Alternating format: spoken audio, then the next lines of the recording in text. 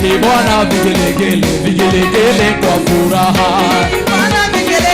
Vigelegele kwa furaha. Pigieni Bwana vigelegele, vigelegele kwa furaha. Pigieni Bwana vigelegele, vigelegele kwa furaha. Pigieni Bwana vigelegele, vigelegele kwa furaha. Bwana vigelegele, vigelegele kwa furaha. Ameniokoa, amenibariki, ameniinua,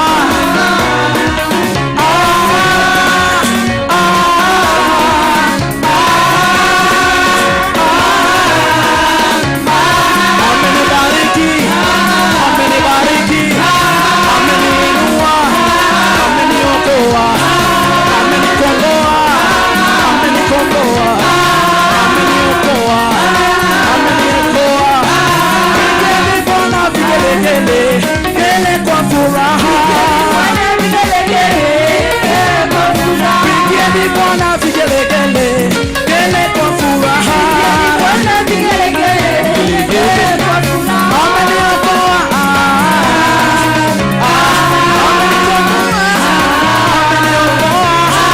amenibariki, ameniinua, ameniokoa, amenikomboa, amenibariki. Who has the final say? Say. I say, who has your final say? You say, who has your final say? You say, Nasema, who has my final say? I say, Jehovah turns my life around. He has turned my life around. Hey. He makes a way where there seems no way.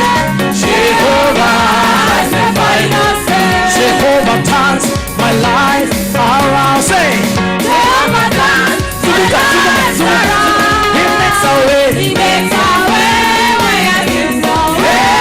Jehovah has the final say. Jehovah turns your life around. Say, Jehovah turns your life around. He makes a way. He makes a way where there seems no way. Jehovah has the final say. Jehovah turns your life around. Jehovah turns your life around. He makes a way. He makes a way where there seems no way. Jehovah has the final say.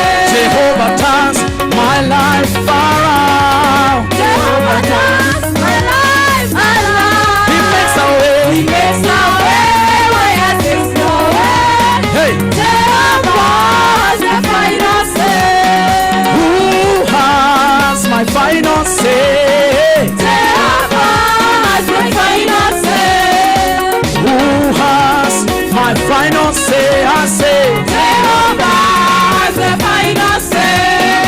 Who has my final say? I say, Jehovah has the final say. I say, who has my final say? I say, Jehovah has my final say. Jehovah turns my life around. Jehovah turns my life around. He makes a way. He makes a way. Jehovah has my final say. Jehovah turns my life around. Jehovah turns my life around. He makes a way. He makes a way where there is no way. Jehovah has my final say. Hey Bwana wangu nitakuimbia. Hey Bwana wangu nitakuimbia. Wakati ningali raha nitakuimbia. Wakati ningali na pumuzi nitakuimbia. Hey Bwana wangu nitakuimbia. Hey Bwana wangu nitakuimbia. Wakati ningali na pumuzi nitakuimbia. Wakati ningali na pumuzi nitakuimbia. Hey Bwana wangu nitakuimbia. Hey Bwana wangu nitakuimbia. wakati ningali na pumzi nitakuimbia, wakati ningali na pumzi nitakuimbia. Bwana, Bwana wangu nitakuimbia, Bwana wangu nitakuimbia, wakati ningali na pumzi nitakuimbia, wakati ningali na pumzi nitakuimbia. Bwana wangu nitakuchezea, Bwana wangu nitakuchezea, wakati ningali na pumzi nitakuchezea, wakati ningali na pumzi nitakuchezea. Bwana, Bwana wangu nitakuimbia, Bwana, Bwana wangu nitakuimbia, wakati ningali na pumzi nitakuimbia, wakati ningali na pumzi nitakuimbia. Bwana wangu nitakuimbia, Bwana wangu nitakuimbia, wakati ningali na pumzi nitakuimbia, wakati ningali na pumzi nitakuimbia. Bwana wangu nitakuimbia, Bwana, Bwana wangu nitakuimbia, wakati ningali na pumzi nitakuimbia, wakati ningali na pumzi nitakuimbia. Agui magatiga maudo manene magatiga mobe marogera Jesu.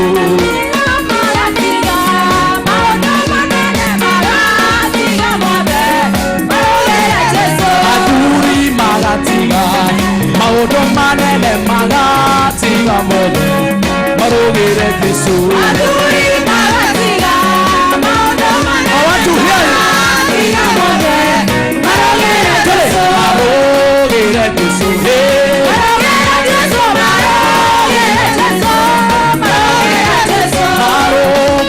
Jesu.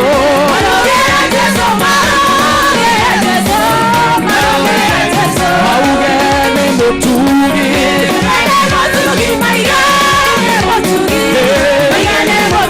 Maugene hotaga.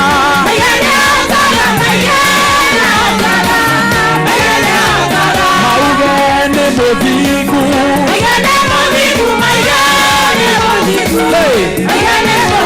Maugene motugi.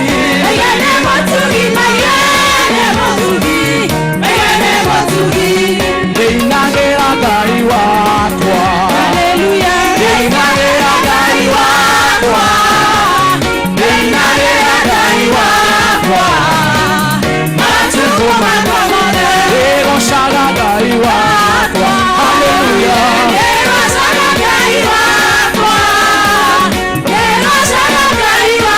Matukũ makwa. Nderogera Ngai wakwa.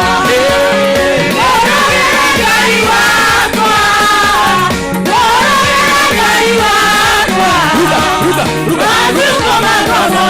Nderogera Ngai wakwa.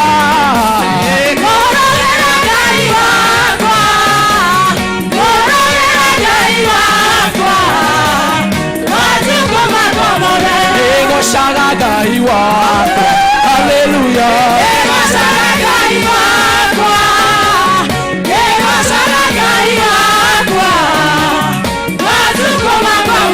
Ndeinagera Ngai wakwa. Haleluya.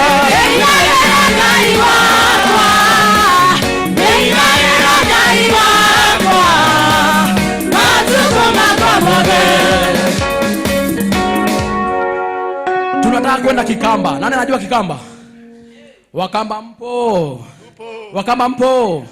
Siwasikii. Mwevo? Wakamba mwevo? Mwevo huu? Asandiende. Haya, nipatia biti ya Kikamba. Biti ya Kikamba. Kila mtu ashike kawaya.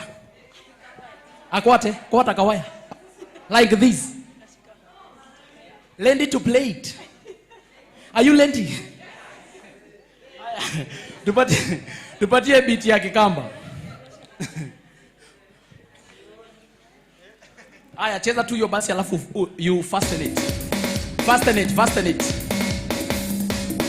Haya, ninakuatia Ngai wakwa, ninakuatia tata. Ninakuatia Ninakwatie ngai wakwa, ninakwatie tata. Ninakwatie ngai wakwa, ninakwatie tata. Ninakwatie ngai wakwa, ninakwatie tata. Ninakwatie ngai wakwa, ninakwatie tata. Tata tata. Tata tata. Tata tata. Tata tata. Tata tata. Ninakwatie ngai wakwa, ninakwatie tata. Ninakwatie ngai wakwa, ninakwatie tata. Tata tata.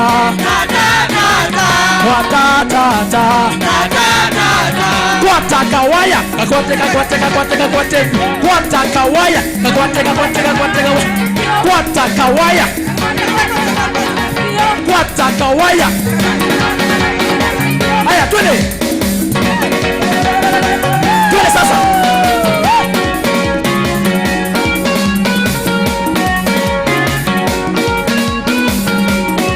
Alafu unafanya hivi.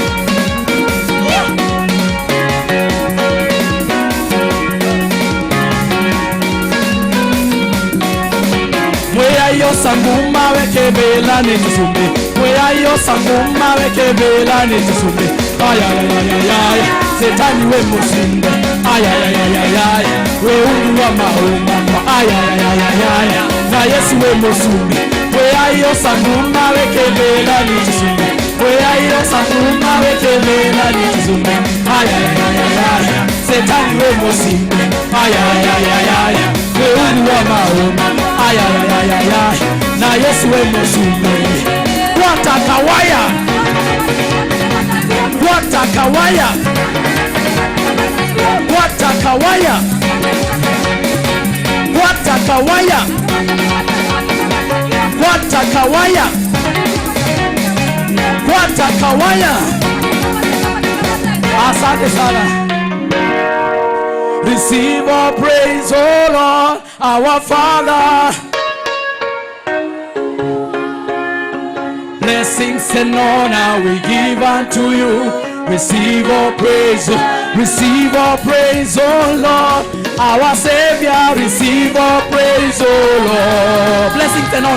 Blessings and honor we give unto you. Receive our praise, oh Lord, our Savior. Blessings and honor we give unto you. Hey, receive our praise, oh Lord, our Father. Receive our praise, oh Lord. Blessings and honor. We give unto you. Receive our praise, oh Lord. Alpha, Omega, you are worthy of my praises today. Alpha, Omega, you are worthy of my praises today. You are worthy, Alpha, Omega. Hey, you are worthy of my praises today. Alpha, Omega, you are worthy of my praises today. You are worthy, Alpha, Omega. You are worthy of my praises today. Alpha, Omega. You are worthy of my praises today. You are worthy, Alpha, Omega. You are worthy of my praises today. Alpha, Omega. You are worthy of my praises today. Put your hands together for Jesus.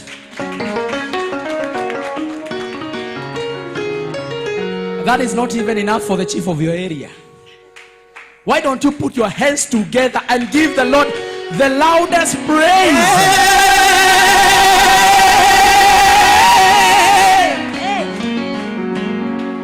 And now lift up your hands before God. Tell him, Lord, I love you. Lord, I worship you. I thank you because you are good and you are worthy to be exalted. Tell him something. Tell him something. You have something to say before God today. Yes. He has done something good. Thank you, amefanya Jesus. jambo Thank jipya you, juu ya maisha Jesus. yako. Oh, Shekatadabadadekabahaya. Holy Spirit, Holy Spirit, Holy Spirit, we worship you. We glorify your name. We adore your holy name. We bow before your grace. For you are worthy. For you are mighty. There is none else like you, Lord.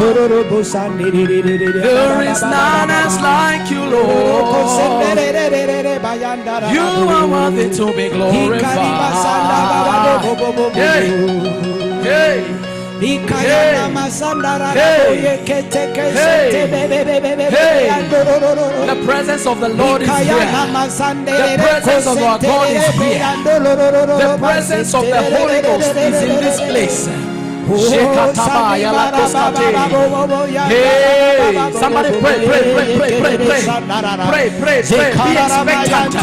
Be expectant.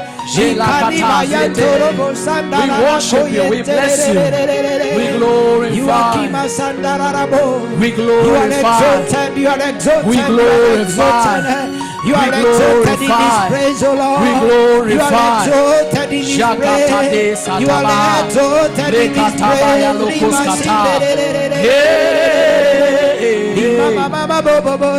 we worship you, Lord. We give you all the praise. We magnify your name. Marvelous is your name. You are the marvelous God. You are the marvelous God. You are great. You are exalted. We worship you.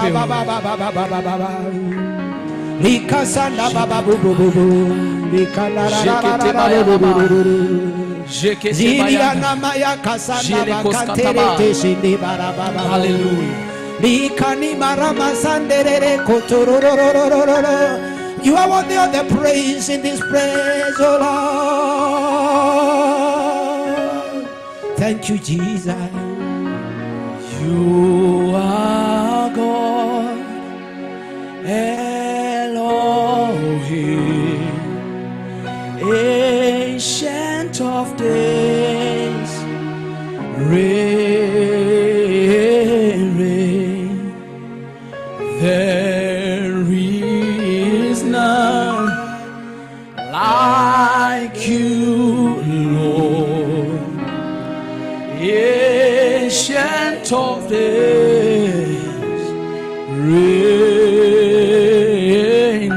Help me sing. Say, you are God, Elohim, Elohim, Ancient of Days, Ancient of Days, reign. Yes. One. There is none like you, Lord. Ancient of Days, say, you are God. Say, you are God. Elohim, Ancient of Days, Ancient of Days, reign. There is no one. There is none like you, Lord. Like you, Lord. Ancient of Days, Ancient of Days.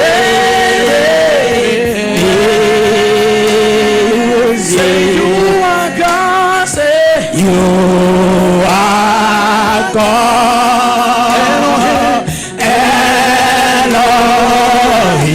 Ancient of Days, Ancient of Days.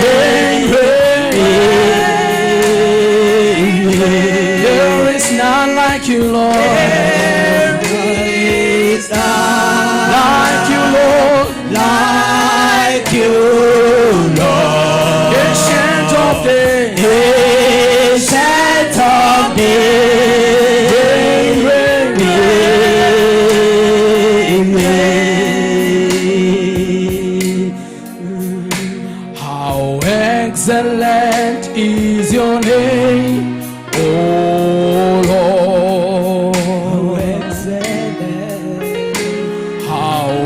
excellent is your name, oh Lord.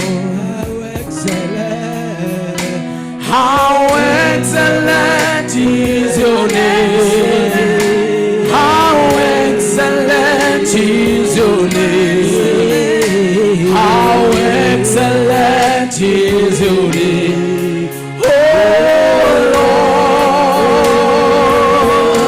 Lord. How excellent is your name. How excellent is your name. How excellent is your name, oh Lord. How excellent, say, how excellent is your name, oh Lord. How excellent, say, how excellent is your name, oh Lord. How excellent, say, how excellent is your name. How excellent is your name. How excellent is your name, oh Lord. How excellent is your name. How excellent is your name. How excellent is your name, oh Lord. Hakuna wakufanana na Bwana. Hakuna wakufanana nawe. Hakuna wakufanana na Jehova. Hakuna wakufanana nawe. Hakuna wakufanana nawe Yesu. Hakuna wakufanana nawe. Hakuna wakulinganishwa na Baba. Hakuna wakufanana nawe. Wewe Bwana, wewe ni Bwana, wewe ni Bwana. Hakuna wakufanana nawe. Wewe wastahili sifa, wewe wastahili, wewe wastahili. Hakuna wakufanana nawe. Wewe wainua,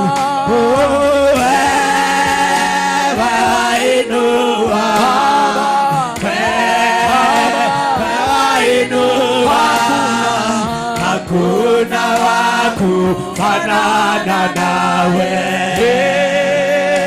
Wewe wastahili sifa, wewe wastahili, wewe wastahili.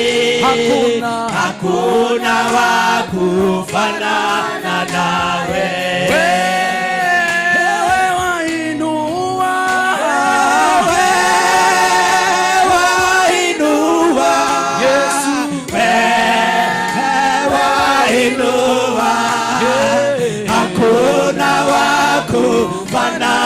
nawe. Baba, tunakushukuru, nasema asante, maana wewe ni Mungu, una uwezo katika maisha yetu, umetubariki na umetufaulisha. Hakuna Mungu mwingine kama wewe, na hakuna kitu kilicho hapa duniani wala kule mbinguni ambacho tunaweza kulinganisha na wewe. Unastahili sifa zetu, unastahili kutukuzwa, na ni katika jina la Yesu Kristo nasema asante.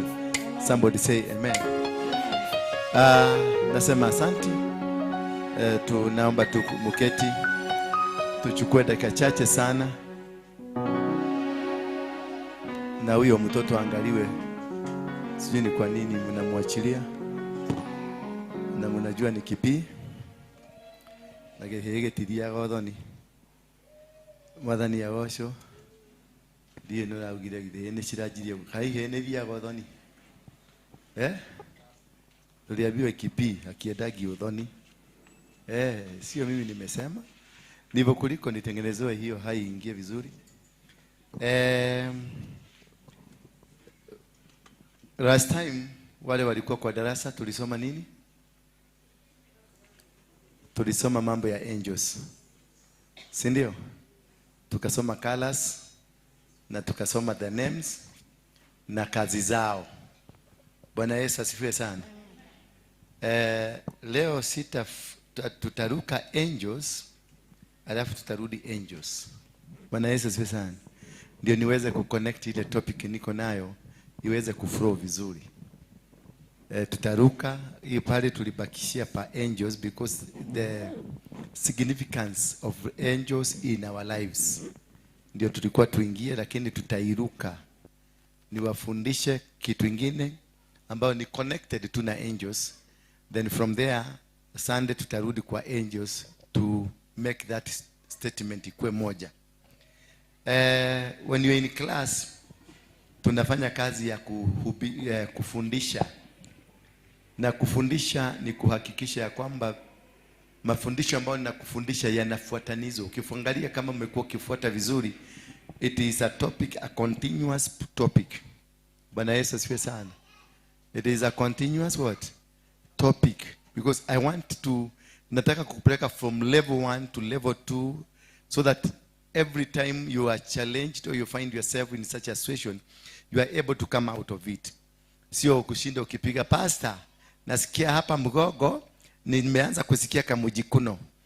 Kaka kidogo pastor, hiyo kitu nilikuwa nasikia kimujikuno, naanza imekuja kwa masikio, sasa nasikia hapa juu ya masikio kamujikuno.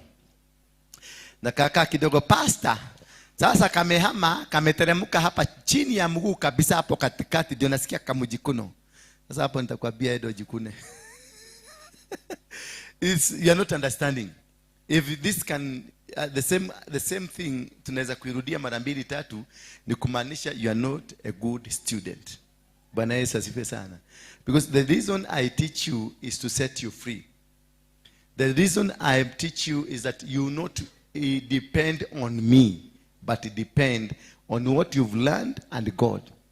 I want to connect you with God. I want to make sure that whatever I'm teaching you here is from the Word of God. The Word of God will be used to set you free. So you will have the power. Had Jesus not gone to class, shetani angemushinda. Bwana Yesu asifiwe sana. Hata akiwa na roho na akiwa na nguvu na akiwa ni mtoto wa Mungu, kama hangeenda class, shetani angemushinda. Because shetani alikuwa mbele yake. Bwana Yesu asifiwe sana. He was existing and he was one of the people who drafted hii maandiko. Bwana Yesu asifiwe sana. So wakati Yesu alikuja kumwambia shetani, wakati Yesu alitoka 40 days and 40 nights of prayers, alikutana na Lucifer mwenyewe. Lucifer akamwambia kumeandikwa. Lucifer hakumwambia ninasema. Lucifer hakumwambia ati ninaonelea. Lucifer hakumwambia hii kitu tukiweza fanya hivi, naona kunaweza enda hivi. Alimwambia kumeandikwa. So Lucifer was quoting from authority. Bwana Yesu asifiwe sana. Kwa hivyo hata shetani wakati anataka kukumaliza, anakumalizanga because there is an authority, and this authority inaitangwa legal ground. The authority that the devil uses, Lucifer uses, it is the legal ground. Legal ground can come from 3 pieces, 3 people, or 3 sources of legal ground. One, it is your foundation. Kule umetoka, mzizi wako. That is the originality, pale umetoka. Inaweza kuwa a legal ground for the devil to torment you. Number 2, kule umeenda. Kama sasa kule umetoka na Mombasa umekuja Nairobi, ule mji umeenda, can be a legal ground for your destruction. And number 3, wewe mwenyewe, you can surrender your right and you become a legal ground for tormentation of Lucifer. Lucifer does not have a legal ground. Shetani hana legal ground. Shetani hana foundation yake. Hana msingi wake anaweza kusimama. Anasimamanga kwenye msingi wako. Wewe mwenyewe ndio unamkubalisha. Wewe mwenyewe ndio unampatia the allowance ya cooperate within you. So when he wants to kill you, he will seek permission from you. When he wants to destroy your business, he will seek permission from you. Na kama si wewe, he will seek permission from your authority kule umetoka. O atauliza maeneo ambayo muko kama ni mizuri akumalize. Kwa sababu maeneo yanaweza kukataa wewe. Ndio nasikianga nilienda Nairobi ikanikataa. Nilienda Amerika ikanikataa. Nikaenda Brazil ikanikataa. Lakini nikarudishwa Geshagi. Niliporudishwa Geshagi, kabiashara kakaanza kufanyika. Bwana Yesu asifiwe sana. Kumaanisha kuna ground ambayo haijakukubalisha utoke kwenu. Kuna kitu kimekamata wewe. Ndio ukienda mahali popote utakuta kuna jambo. Kama sasa utazunguka ukuje Nairobi, uende Mombasa, uende Nakuru, kwote kukataane na wewe. Lakini ukirudi nyumbani uende ulime viazi. Eka moja unatengeneza gunia kama 20. 1 eka. Na unaanza kufiri ngagoko nikuo. Apana, you have been limited. There is no growth. You have been limited from the blessing of Deuteronomy 28 verse 5. Bwana Yesu asifiwe sana. Deuteronomy 28 from verse 1 to verse like 14 there. There's blessings which ambazo zimetajwa hapo. That if you hear and listen to the voice of the Lord your God, he will bless you high above all nations. And the following blessings will follow you. That when I will bless you when you go to towns and when you are in the village. You take the same blessings in town and in villages. When you come in and when you go out, you get the blessings. I will bless the fruit of your womb. Bwana Yesu asifiwe sana. That when the enemy will come against you in one direction, I will disperse them in 7 different directions. Those are the blessings. That I will bless you in your stores and in your baskets. I will bless your cows. I will bless your goats. I will bless anything that you touch on. Meaning that when you are blessed, it doesn't matter where you're going. It doesn't matter what you are doing. It doesn't matter who the connections you have. When you are carrying the blessing, you are carrying the blessing. Any door that you will go, anywhere you will go, you will still find it. Please, can you take care of these 2 children? Kindly. Somebody take care of these children. Ushers. So it doesn't matter. As long as the hand of God is on you, you don't need a broker. You don't need somebody to protect you. You don't need somebody to go and lead you. You don't need to go to Mombasa for you to become rich. Wherever place you go, somebody will go. Like sasa unaona wazungu walitoka kule kwao ng'ambo wakakuja huko na wakachukua mashamba. They are in Lemuru, they are in Ngong, they are controlling, they have big tracts of shamba, they have everything because they are carrying a blessing with them. That is why they were able to succeed. But at the same time, kuna wazungu wengine walikuja pamoja na wao, na wao wazungu hao walikuwa maskini na wakarudi kwao. Wale watu wako Runda, let me give you a better example. Wale watu wako Runda na wale watu wako Mukuru kwa Ruben ama Kibera, all of them they came from the village. Did you know that? The person in Runda and the person in Mukuru kwa Ruben, all of them walitoka Geshagi. Hakuna mtu wa kutoka Geshagi, wote walitoka Nyere, walitoka Murang'a, walitoka Kiambu na wengine walitoka Moro na Nakuru na Eldoret. Lakini walipofika hapa, something happened. According to the kind of blessing you are carrying. Something diverted you to go to Runda, while the same person from the same village akaenda Mukuru kwa Ruben. Kwa sababu kuna kitu, diversity of the blessings. That is where utakuta kuna mtu ako Geshagi. unakuta ako na katubo kamekaa hivi, unawajua wale wako na tumaroli na tumatatu na tugari, wakatubu kamekaa hivi kana kuka karaudi kama kaboboe, na unakuta ako na trucks, ako na magari kama 20, na wewe uko Nairobi baka pikipiki hauna. Bwana Yesu asifiwe sana. Ukienda nyumbani ndiye anakupatiaga pesa, hata ndiye anasomeshia watoto wako, na wewe uko Nairobi. Doesn't matter where you are. What matters is the kind of blessing that you are carrying. And the blessings are determined by one thing that we call the ground, the legal ground that is operating in your life. So it doesn't matter to ukienda America, if the ground of your family does not allow you kupata pesa, hata uende Canada, hata uende America. And that's very important for you. Before you leave the country, you go to the United States. Kwanza tafuta, sisi kwetu tumekubalishwa kupata pesa? Sisi kwetu tumekubalishwa kuandikwa kazi? Sisi kwetu, do we have the freedom of success? Just do it. Before you start that business you want to start, angalia kama kwenu kuna mipaka ya kutajirika. Kuna mipaka ama mipaka yenu mumekubalishwa kukaa na pesa ngapi? Kwa sababu kuna familia ukishika 10,000 peke yake, 10,000 ukoje unaingia kwa nyumba 10,000. Yaani ile pesa mingi hiyo familia washaiguza ni shilingi 5,000 na zilikuwa za mazishi. Aliletoa kabia ishi nisho tohodeta cia mathiko. Na hiyo ya saduku iko hapo ya kukoboa gari ya mwili na ya kulipa moshari kwa hiyo 5,000. That is the biggest money at hiyo familia wameshaiguza. Sasa ukuje na scholarship yako na kila kitu uende America, nothing will happen. Life will be the same. Utaenda America utakuwa homeless. Utaenda America utapata shida, utapata na kiugonjwa. Utajaribu kutafuta pesa, you will never find enough. Utapata tu chakula ya kushiba. Because there is a ground operating in your family. Hiyo ndio kitu ya muhimu sana. Success is not about Christianity. Success is not Christianity. Because if success is Christianity, Moses was not a Christian. Abraham was not a Christian. Bwana Yesu asifiwe sana. Isaac was not a Christian. Or were they? They were not.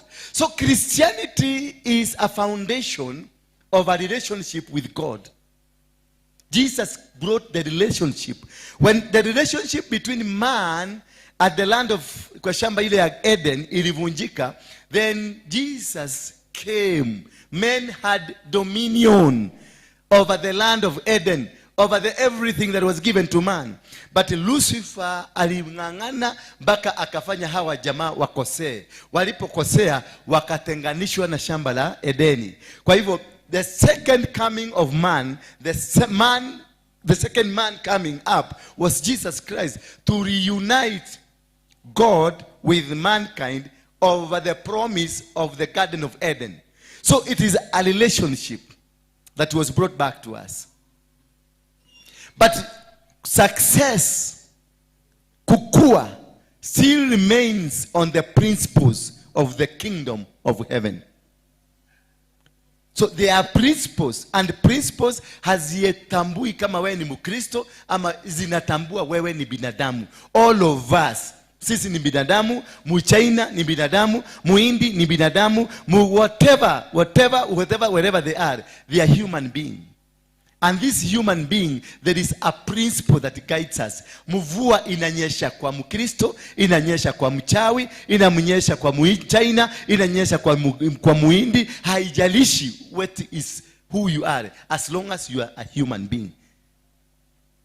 Baraka zinakuja kwa watu wote, sio kiokoko, inakuja kwa watu wote. That is why you see Mchina ako na akili mingi kuliko miokoka. Kwa sababu that is the principle of the kingdom. And knowing to do the principle of the kingdom, it is understanding the principles of God. How do God behave when he want to bless you? How does he behave? How does he behave to you? Bwana Yesu asifiwe sana. Wakati uliokoka haukuambiwa ukue mjinga. Uliokoka ukapatiwa platform, ile vitu unafanya ufanye zikiwa na Mungu. But either umeokoka ama hujaokoka, bado you remain to be a human being. Na kama gari iko utaendesha. Kama nyumba kubwa iko utaendesha. Kama mazingira yako yale na mashamba yako makubwa utayakuwa nayo. It doesn't mean ama umeokoka ama haujaokoka. Because kukua na vitu za dunia, it is a principle of the kingdom of heaven. So you must understand the principles. Principles ni za Mungu. Relationship ni za Yesu. The relationship between us and God comes from Jesus. Because he is the one that brought us back to God after our misbehavior at the Garden of Heaven. But when you come into the successes of the world, it is a principle of God, of the kingdom of heaven. I hope you're getting me there. So that's why you find kuna mchaina anatajirika na yeye mnasema hataenda biguni, na wewe utaenda biguni unaendelea kuwa maskini. Because alielewa kuna kuvunja madhabahu. Mchaina kabla ajenge barabara, anachimba shimu, anatafuta manguruwe, wale wanaamini na manguruwe, anachimba, anavunja madhabahu ya area hiyo. Kisha anainua madhabahu ya kwake ndio ajenge barabara. Nyinyi mnaweza Saitani asidwe. Saitani asidwe. Na the following day unatuma mtoto wako aende adikwe na mchaina. Hiyo Saitani ilisidwa, unaitumia mtoto yako. Sasa mtoto yako anaenda kupatiwa chakula na Saitani isidwe. So who is a fool? Mwidi asubuhi akiingia kwa duka pale, yeye ndio ufuka duka yake na kufuri, na anaenda na kifunguo. Kisha asubuhi ataamuka, nyinyi mkiwa nje, aingie ndani ya nyumba, afanye kafara zake, aakishe mishumaa, aakishe ubani, arudi aketi pale kwa kila kamama kale kako pale kama mfano, ahagereshani ya magoro hivi, akae hapo amwabudu, amwambie leo niitie watu wakuje, leo nataka kukua na pesa nyingi. Anaita jin Jabal, anaita jin Faruk, anaita jin Allahutur. Hiyo ndio kazi ya Wahindi na Waislamu. Lazima waite hizo majini tatu: jin Jabal, jin Faruk na jin Al-Hutur. Hizo ndizo ninawaitaga. Hata ulikuwa napita hivi, hata mimi najikutaka pale pale Jamia Mosque, ninajaribu kupita, nasikia nunua kitu tu. Unajaribu kungangana kupita, unarudishwa mpaka unanunua. Because kuna jini, zile mandutura unaonanga hapo, hizo ni majini na zinapatia kwa chakula. Bwana Yesu asifiwe sana. Hizo ndizo ndio jin Jabal, hizo mandutura. Hizo ndizo wametumia kukapcha Nairobi yote, jini hiyo. So wow, to understand how to succeed, it is by understanding the altars that control the territory. And that is now you apply the principle of the kingdom of heaven. Wakati mahali popote Abraham alienda, wakati alianza kubarikiwa, akitoka kwa baba yao alikuwa muabudu na mtengenezaji wa sanamu ambazo ziliabudiwa. Kwa hivyo Mungu akamwambia uondoke kwa nyumba ya baba yako. Just get out of your father's territory so that I can create a new territory for you to succeed. Alafu akamwambia, as you are going, do not go with any of your family member, because all your family member are a part of the altar that I want to remove you from. What are you doing?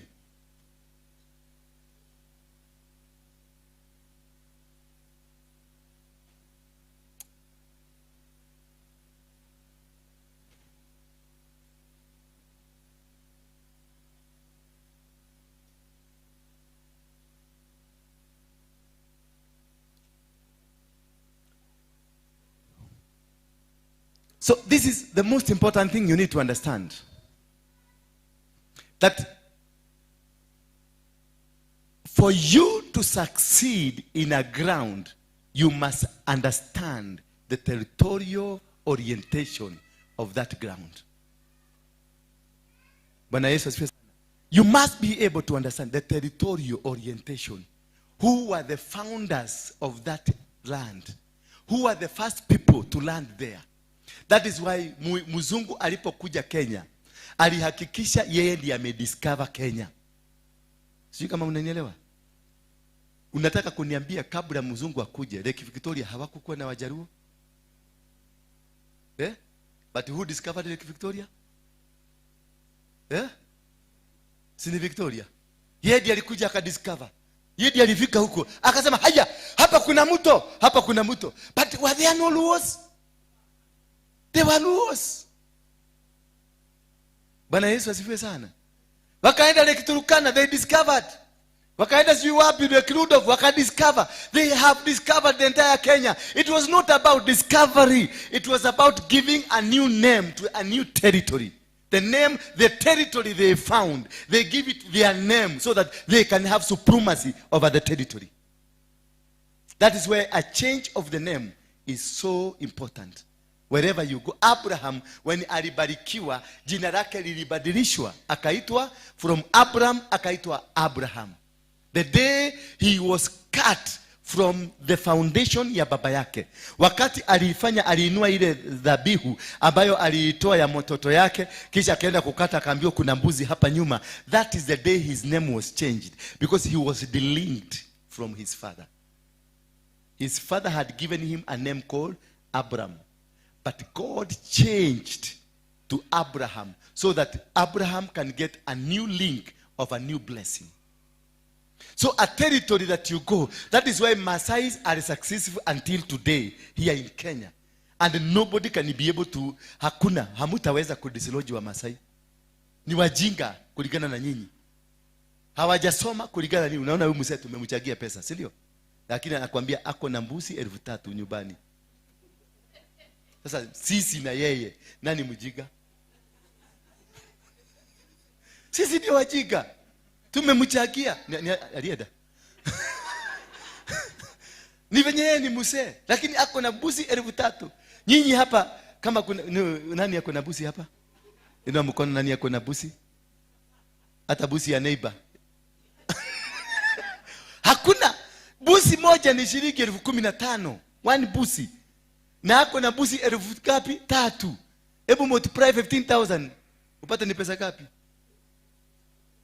3,000 by 15. Yeah? 4.5 million. That is how rich this man is. Na wewe haha nogo thogonado na maru. Nengaragu. Na aroka haha namuka muigwera da todo madhabahu inakubalisha wakukule wewe. Kwa nini? Nairobi ni jina ya Kimaasai. Nairobi ni jina nini? Ya Kimaasai. Inasema Nairobi Engare, place of cold water.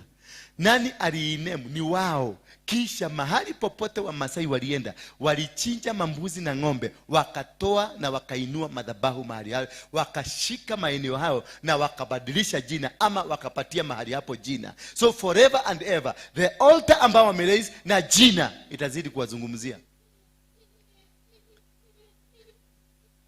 Angalia uone ng'ombe za Wamasai zinazunguka Nairobi mzima zikikula nyasi. Zinaendaka paka pale City Hall, zinakula nyasi. Sakaja akiziona. Lakini yenda nyinyi watu wa Kiambu mulete ng'ombe hapa. Hautajua venye askari wakajua watakukamata. Utakamatwa na ng'ombe zako, zitaenda zitapelekwa Dagoretti na zichijwe. Why? Because this is their territory. Na unanga ule mzee anaitwa Oredima Orekina, anaendaka na shuka uko ndani parliament. Wewe Mkikuyu enda na shuka ya Wakikuyu. Utafurushwa ile research datamu. Why this disparities? Previously, juzi ndio nimeona wakianza kuleta watu wa kuomba huko ndani. Lakini previously it was permanently predominantly a Maasai to pray in the parliament. That's what it used to be. Why? Parliament is the highest authority of the country. Bwana Yesu asifiwe sana.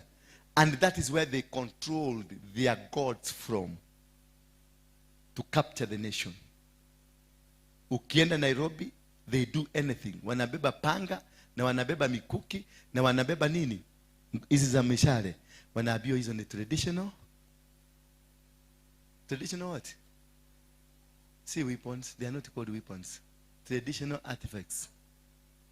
Traditional. Vitu za traditional. Wewe nunua hiyo panga from that Maasai. Ama hiyo fibo uibebe hapa. Hautafika hapo chini ya Kamukoji kabla hujashikwa. Ulikuwa na silaha hatari. Bwana Yesu asifiwe sana. Hiyo ndio nguvu ya madhabahu.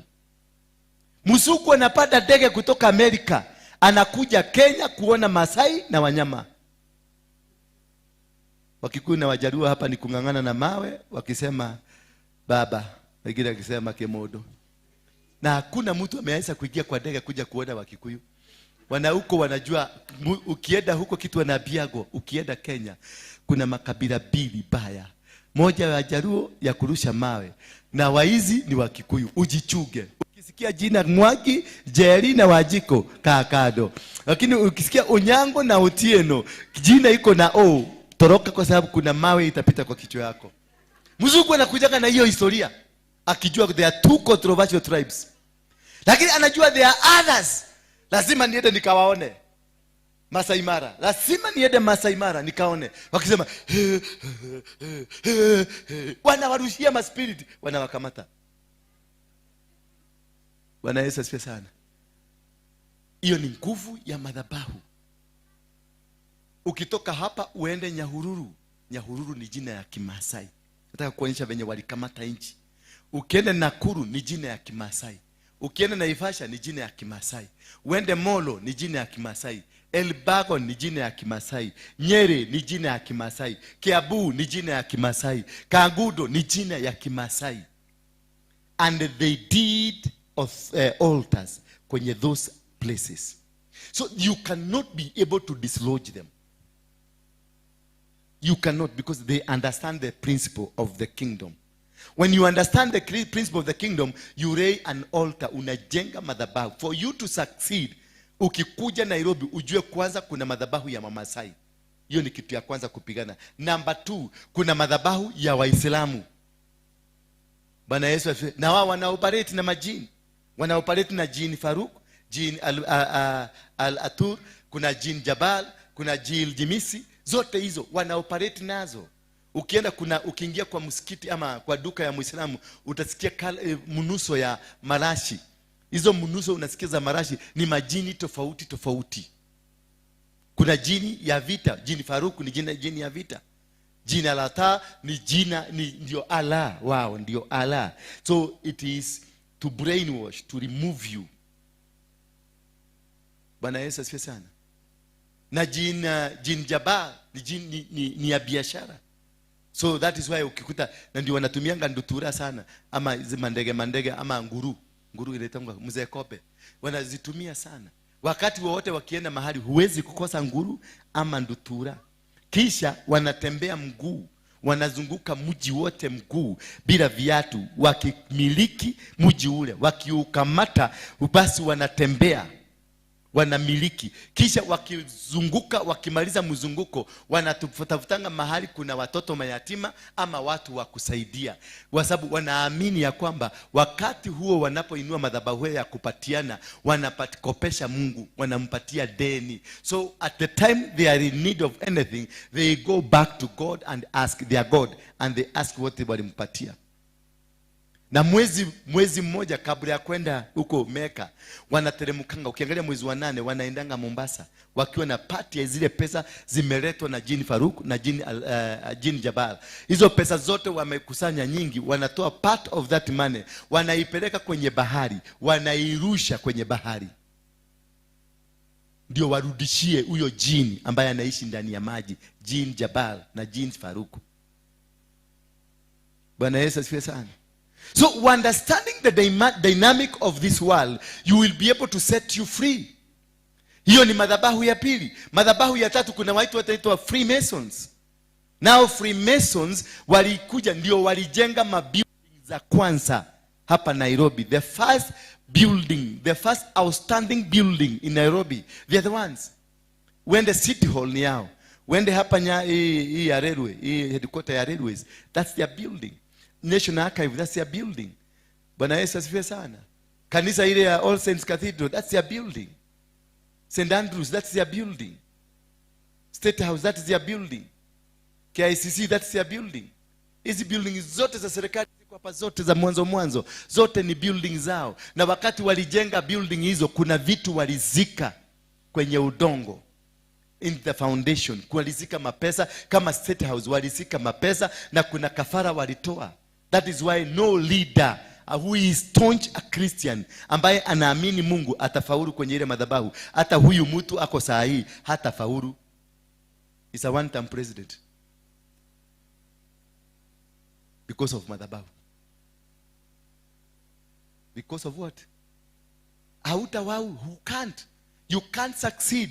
Uende kwa madhabahu, wewe umekuja na madhabahu ya gari gine, gari ya Ukristo kutoka State House ya Karen. Kisha kufika tu hapo, uende sasa ufikiria sasa utaweza kubomoa. You can't. Madhabahu ambayo yametolewa kafara, na ndio connection ya madhabahu hiyo ambayo iko State House ni connection pamoja na Shakahora. Ni connection moja. Ni sacrifice zile zilikuwa zimetolewa. Ndio hii regime ya zamani ibaki kuendelea power. And now they want to turn it around. Isemekane ni hii regime, lakini ni previous regime ndio Shakahora. Bwana Yesu asifiwe sana. Na ndio liona walitumana wakili, mawakili waende wa represent hiyo jamaa mwingine. Wao ndio walitumana. Kwa nini? Because kuna kitu wanataka kuficha. So understanding the dynamics za madhabahu will make you succeed, will make you cover up, will make you come up. Madhabahu ndio usaidia milango yako ifunguke ama ifungwe. Madhabahu ndio ufungua milango na madhabahu ndio ufunga milango. Maana wazee wale waliingia hapa Nairobi, hawa Masai, kuna venye walizungumzia Nairobi na wakaiambia venye itakuwa ikibehave. Madhabahu, ukiwa na madhabahu yako, utazungumzia mzee wako, utazungumzia mke wako, utazungumzia watoto wako, utazungumzia biashara yako. You will be able to command. Bwana Yesu asifiwe sana. But without an altar, you cannot be able to command. In the book of Jeremiah 1 verse 10 inasema, see today I have set you against nations and kingdoms. I have set you against nations and kingdom, to uproot, to overthrow, to destroy, then to raise and to plant. What does that mean? That he has given you mandate to destroy nations and to destroy kingdoms. What is a nation? It means God gave Jeremiah to bring down altars which are of the formation that does not move right with God, and then raise new altars that are godly. So what is a nation? He says, see today I have set you over nations and over kingdoms.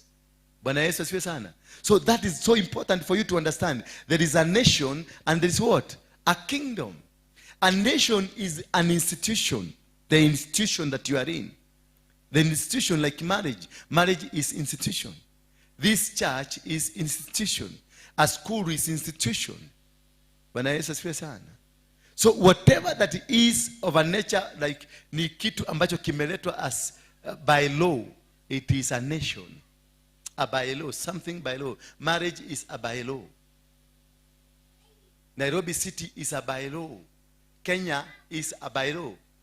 But anasema, I've set you over nations and over kingdoms. So you separate the nations from the kingdom.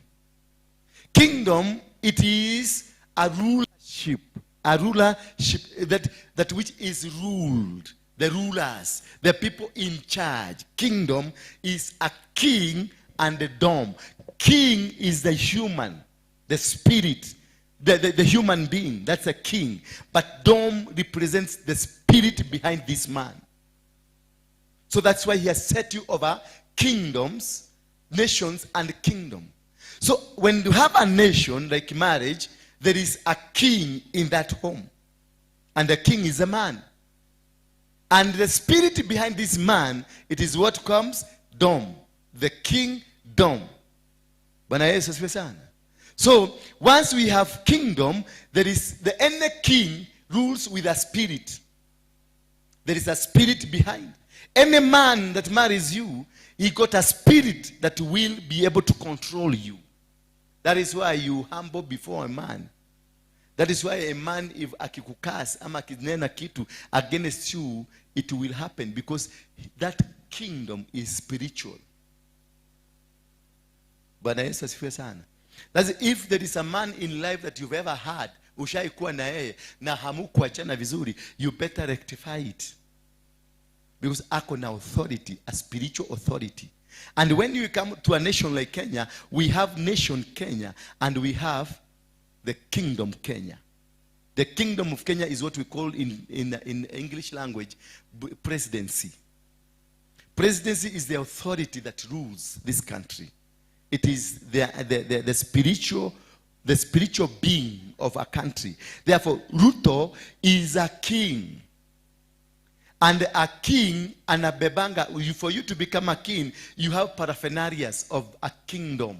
Paraphernalias of the kingdom, it is the symbols of authority. That is why when Uhuru was handing over, he handed Ruto a sword and the constitution. Bwana Yesu asifiwe sana. But it is very important. What was handed over first? Is it a sword or the constitution? Yeah? It is a sword. It is the mantle to rule. But without a spirit. When you are given a sword, it is a mantle to rule without what? A spirit. But when Uhuru went back and they picked the constitution, you saw what happened? Immediately the police behind Uhuru jumped behind who? When Ruto received it. This man moved very fast behind Ruto because now the spirit has moved. That is why the constitution is written in spirit and what? Whatever the constitution. It is written in spirit and letter. So constitution is a spirit. That is why a flag at Uhuru Park was raised to symbolize the spirit. And for the president to be able to rule this nation, he must have his own flag that catches or carries the spirit of the nation. Bwana Yesu asifiwe sana. And that is what we call a presidential standard. To signify, I am the king. So wherever Ruto goes, kwa gari yake bendera hiyo ndio upeperushwa na ya nchi. Akiingia building hii, hiyo bendera itapeperushwa na ya nchi. Akienda kwa mkutano, and immediately he finishes his meeting, bendera inateremka. Wakati ya Ruto ilipandishwa, ya Uhuru iliteremushwa. Because that is what spirit ya Uhuru ikateremushwa, ya Ruto ikapandishwa. I don't know. Are you getting me? Ama nimekuwa complicated sana? Are you understanding me? So, in any territory, there is a spirit that rules. There is a spirit that controls. There is an altar. Hiyo kabendera Ruto aliweka pale, ako ndio altar ya Ruto. Sasa hiyo ndio an altar for Ruto. That is what he uses. When Uhuru came to power, he used altar ya, alichukua bendera ya baba yake ndio alitumia. That is why uliona Uhuru wakati wote alikuwa president alibehave kama mzee 150 years. Because he was using the spirit of his father. Sijui kama mnanielewa. Ndio uliona akisema hapo wakiwa campaign alikuwa anasema huyu kijana sasa alikuwa analifaa Ruto. Na wameachana na miaka 2. Alikuwa anasema huyu kijana anafaa atulie kwanza wazee waogose. Yeye alikuwa party ya wazee maana genes zake wakati alizaliwa na mzee wa miaka 70. Sasa wale wanazaanga mkiwa wazee muangalie hapo. Ukizaa mtoto at 70 years, huyo mtoto genes zake zinaanzia at 70 years.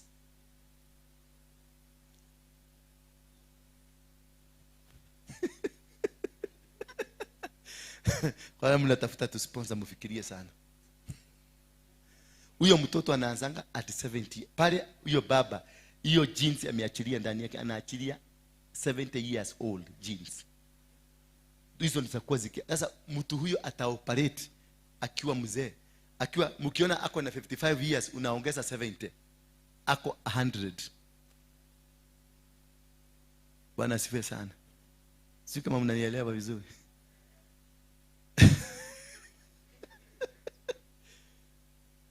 Naonekana kuna mambo hapa.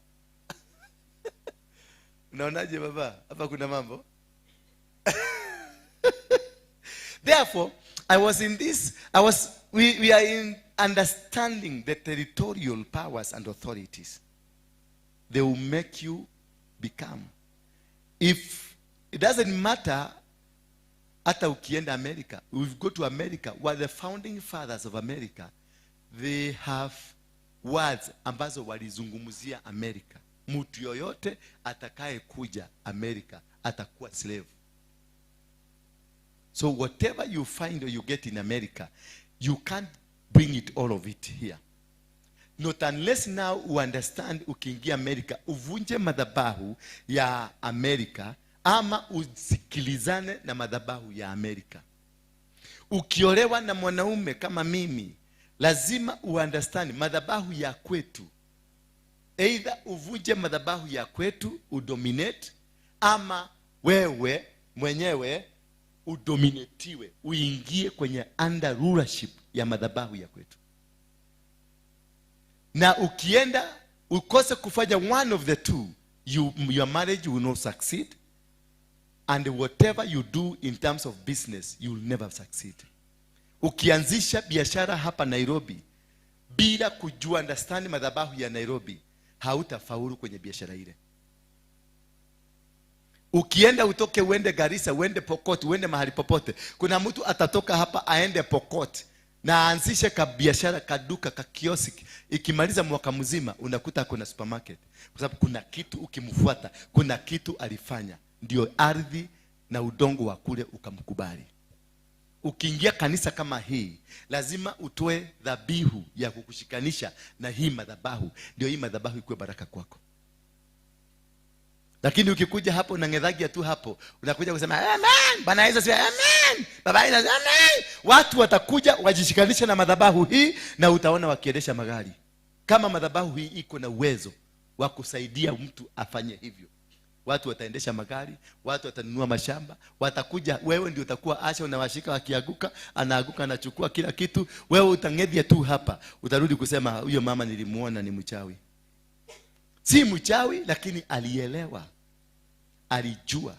Na ndio naona British mpaka saa hii they dominate us. Na ndio naona huyu jamaa king anakuja Kenya, maana madhabahu ya Freemason imeanguka, anakuja tena kuiinua, because Kenya, it is the ground where they breed the authority from. Most presidents and kings of the world wamekuwa inaugurated from Kenya. The queen became a queen while in Kenya. Museveni became a president while in Kenya. Bwana Yesu asifiwe sana. Kagame became a president from Kenya. Kabila became a president from Kenya. Bingu wa Mutharika became a president from Kenya. John Garang became a president from Kenya. The guy who is the president of Ethiopia now, he was residing here in Kenya. The Somalia president, in fact, the government of Somalia operates from Kenya. You understand? Because Kenya has a higher authority in terms of territorial altars. We command the region. Kwa sababu wale wazee wetu wa kwanza kuna kitu walifanya, na hiyo kitu ndio inatawala. Kwa hivyo unaweza kuishi mahali na ukose kufaulu, ama utatengeneza pesa mingi. Kuna maeneo kama Gong ama Rugai, unaweza kwenda utajirike, lakini utajiri ya huko hautokangi nayo huko.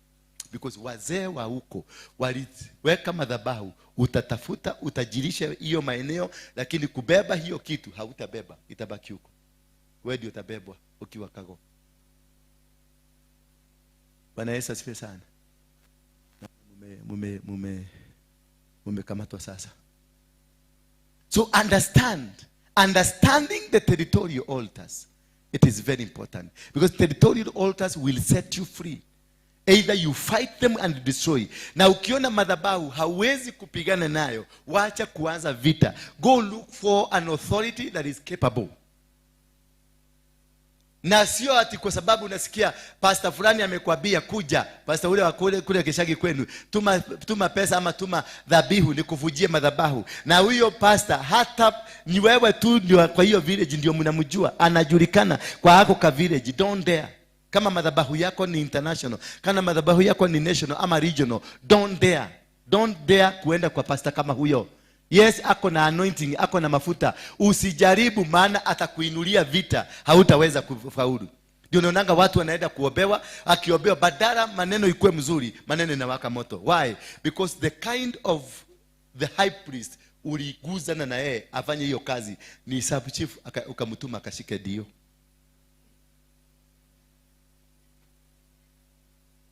So you must understand the authority ambayo mtu amebeba. Ile authority amebeba itakusaidia kuipigana na vita ambayo uko nayo. Ukiona vita zako ni za geshagi, ni za huko, ni village ya huko kwa village hapo, it's okay, go kwa huyo pastor wa village, atakusaidia. Lakini kama madhabahu imekugoga, umekuja Nairobi umegogwa, umeenda Katari ukagogwa, ukaenda Dubai, ukaenda Tanzania ukagogwa, ukarudi ukagogwa, usijaribu kufanya mambo yoyote na mchungaji wa huko geshagi. Tafuta mtu ako na international anointing. Na kama guka yako alikuanga muganga, Bwana Yesu sio sana, na watu waliomtembelea ni watu wa Mombasa, ni watu wa Kisumu, hata wengine walitoka Tanzania, wengine walitoka wapi, huyo mtu ako na madhabahu international. Sasa tafuta mchungaji international. Hello? Lakini ukienda kwa kapasta kwenu, kwa sababu kanatoaga moto, tule tupasa huko geshagi, kanatoaga moto, kakianza kuhubiri, hallelujah, lekwenda, unaona naruka hivi, unafikiria ndivyo anointing. Mupatie madhabahu ya international, atakunjwa na wewe utakujwa. Na utatoka huko ukiwa na shida na matatizo chungu nzima. So it is very important when you are dealing with the territorial altars, you need to understand dynamics of the territory. And what else, how can you be able to undo that was done? You must undo it with which is equivalent or higher in authority. Hawezi kuvunja madhabahu with a lower authority, utavujwa. Sasa ukituma shifu akashike dio, kitu ya kwanza ataambiwa toa hiyo kirauni na utoe viatu uingie jela. And that is what has happened to you. Because unaona pastor, yes, yako na anointing. Is he called? Is he a high priest? You must be able to understand whether huyu mchungaji ni a normal pastor ama ni high priest. A high priest is not a pastor, is not an evangelist, is not an archbishop, is not a bishop. A high priest is ordained for the purposes of altars. The book of Hebrews 5. Every high priest is called from among men to do things pertaining man to God. He offers sacrifices on behalf of him and of the people. Bwana Yesu asifiwe sana. Hiyo si pastor. Pastor anajua kuweka pesa kwa mfuko. Anajua hizi ni makodoo, zinafaa kuporwa mpaka zikitoka hapa zimepoleka. But a high priest anaweza kuwatolea. Anaweza kufikiria hapa, Mungu anizungumzie, chukua 1,000,000, tolea watoto hawa sacrifice, and it will not pain me. I will not even tell you what I did. Ninaweza kutoka hapa niende Kisumu, nione the dhambi ambazo zinafanyikana Kisumu, niende kwa account yangu, nitoe 5 million, niwatolee watu wa Kisumu sacrifice, because I am a high priest. Did you get me? But a pastor atoe 500,000, a bishop wa kawaida atoe 200,000, it can't happen. Atakuja sasa waambie kanisa msima, sasa kanisa hapa kuna madhabahu, na hata imenishagasha mimi. Wakati nilikuwa nikiomba, niliona nyoka kubwa imekuja, na hiyo nyoka, kwa sababu lazima atafute uoga ya kuwauzia ndio mtoe, na hiyo nyoka wakati niliona nyinyi kwanza, niliona mama kanisa amemezwa, nikaona chairman ndiye alifuata, nikaona secretary naye akakuja akamezwa. Mapasta wangu nikiangalia huko nyuma, kumbe walikuwa shamezwa wote. Sasa mkisikia mapasta wamemezwa, secretary ameenda, chairman ameenda, si mtatoa? Mtatoa kabisa. Kwa nini? Kwa sababu deja imetangaswa. Meaning he does not understand. Understand the operations of altars. For you must be able to understand the operation of the altar. How do they operate? Ukasikia ati mama yako alikuanga mchawi ama alikuanga mugaga, sasa kwa sababu miokoko na baba ninakemea, ninafuja uchawi, rikokotoro, ni ya mama yako na itakuua na watakuzika. Lazima uchunguze mama yako amefanya uchawi miaka gapi, na hii uchawi imekuwepo kwenye familia for how long?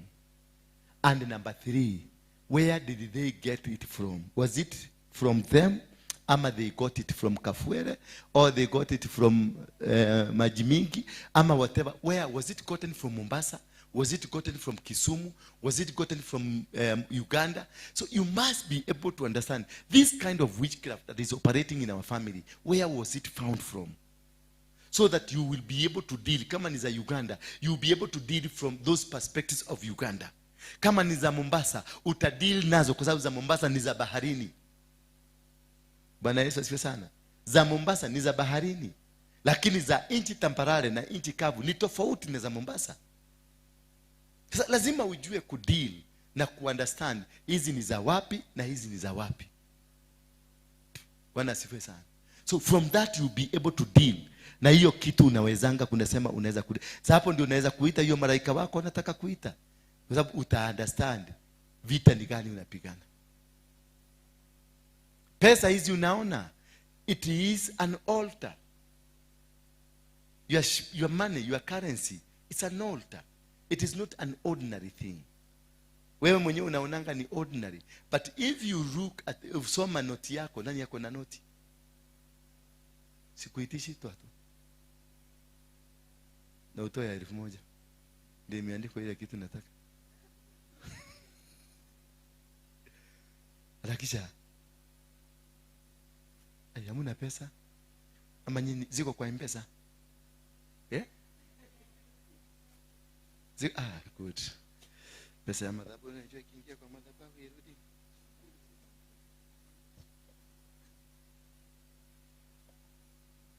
Ukiangalia hapa hii kitu emblem. Hapa chini imeandikwa nini? Harambee. Bwana Yesu asifiwe sana. Hapo chini imeandikwa harambee. Harambee is a god, an Indian god called Harambe. Harambe. Wakati walikuwa na jenga reli, walikuwa nasema kama sasa Bwana Yesu asifiwe, tuinue pamoja. Walikuwa nasema Harambe, wanainua reli. Wanaita nguvu za Mungu wao, wanainua reli. Ndio naona muhidi hana shamba lakini anakuhusiaga matunda. Bwana Yesu asifiwe sana. Unaona muhidi hana kitu amenunua lakini ndio mwenye godown zile kubwa. Na nyinyi yote wa Kristo ambao mnaenda biguni kama kesho, naona mnaenda biguni, yani you are going twende Sayuni twende. Huyu mtu ndio ana control economy yako. Wale wanaedaga pale industry wanafanya kazi, saa 7 kesho pastor utembea hapo, utawakuta hawa wa Kristo ambao wanaenda biguni wamepanga laini kwa mama ameleta chakula, githeri, maharagwe na supu ya maharagwe na chapati, inaitangwa chapati chafua. Wamepanga laini hapo na si kununua, ni kuandikwa kwa kitabu walipe siku ya weekend. Na muhidi mwenye Kenya si yake ameenda Intercontinental kukula chakula. Nyinyi yote ile mtakula siku 6 ndio nakula sahani moja Intercontinental. Bwana Yesu asifiwe sana. Because madhabahu yake imewekwa kwenye noti. It is controlling the economy and controlling the business. They run the business. They sell something that is insignificant. Haina significance hata kidogo. Ile kitu anauza, lakini you go there, unapanga laini. Anakuuzia kitu ambayo haina maana na unanunua. Na wewe unatengeneza kitu iko na maana. You cannot be able to make it. Pesa yao akikupatia, anaendaka kwa choo, anainyambia, alafu anakupatia. Kwa sababu they believe in altars. They believe in altars. And they believe on how to control. Altars control lives. Altar control finances. Altar control cities.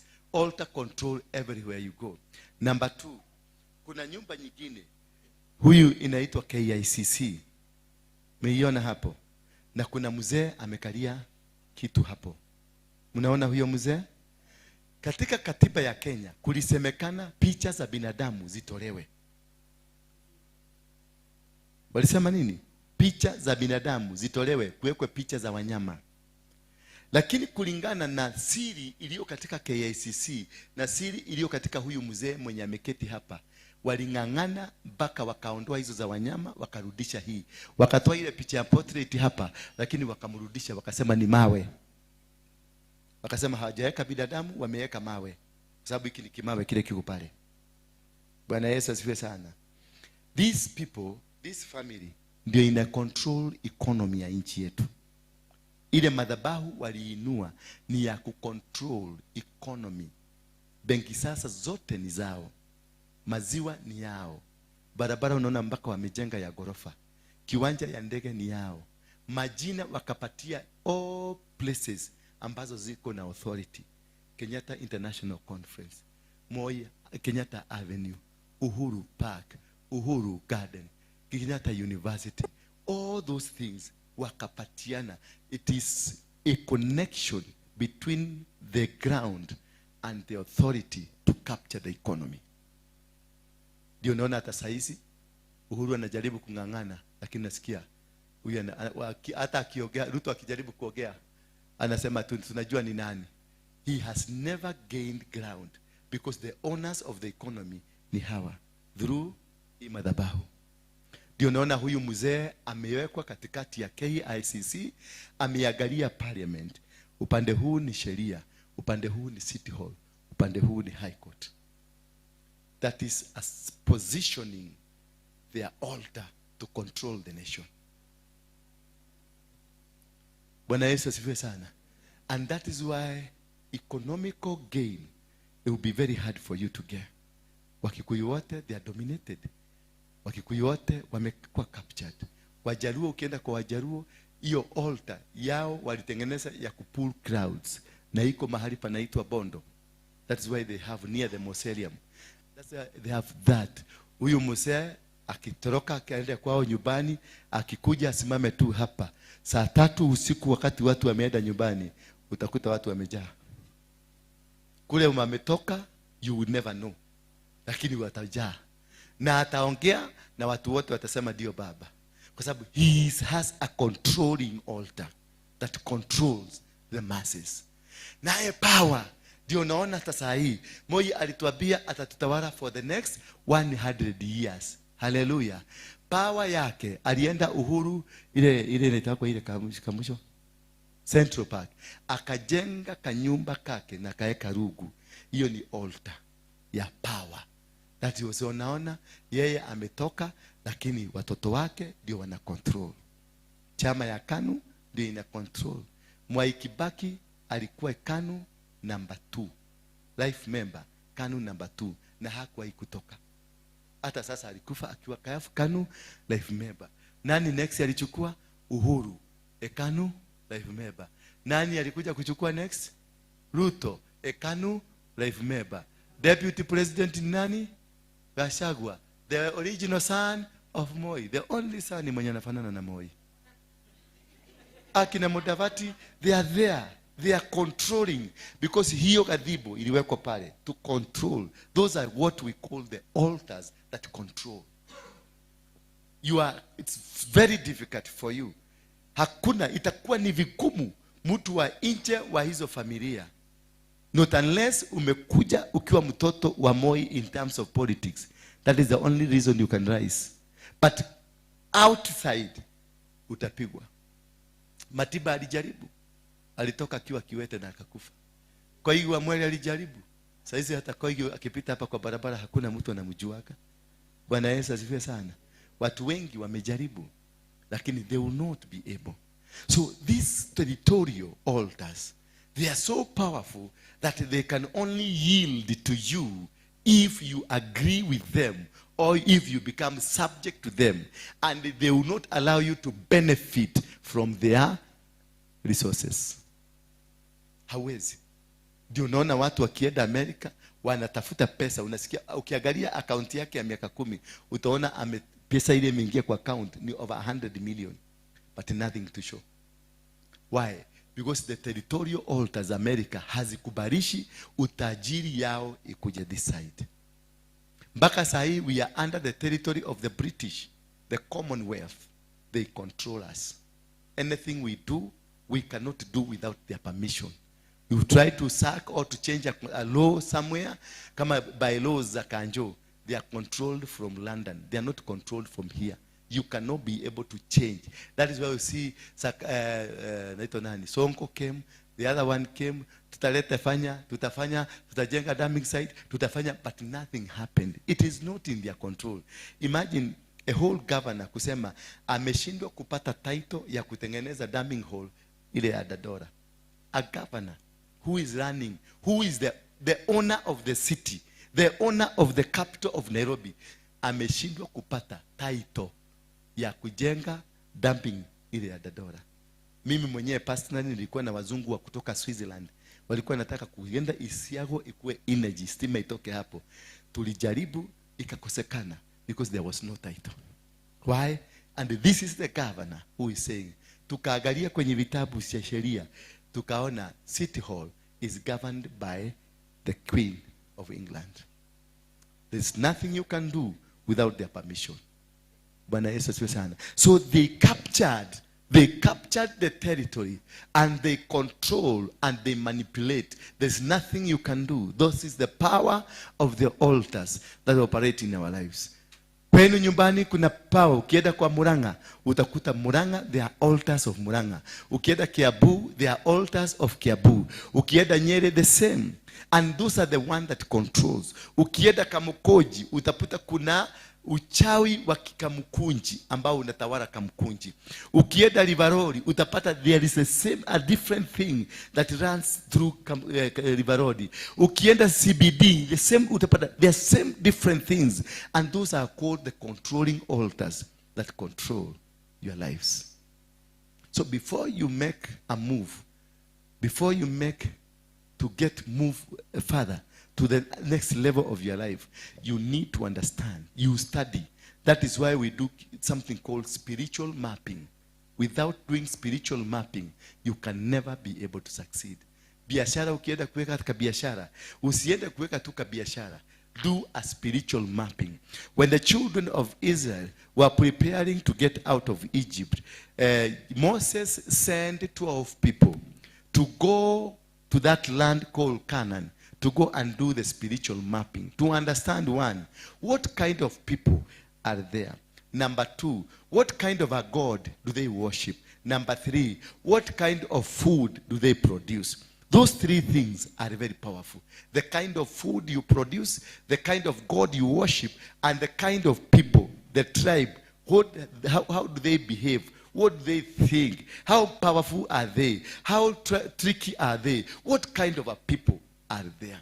So when you understand these three things, the kind of people, the kind of a God they worship, and the kind of food, that is plants that are there. Because through plants, witchcraft is formed. Through plants, witchcraft is formed. Wachawi wale wanaroganga wa Kikuyu, wanaroga wakitumia miti. Bwana Yesu asifiwe sana. Wale tulikuwa Muranga, mliona ule mzee, kuna ile miti walitumia kufunga wale wazee wa Gati. Na walilete hizo miti. Mti moja inaitwa Mwebaigoro, mwingine Mwadoki, kuna majina ya hizo miti ndizo wanatumia katika kuroga.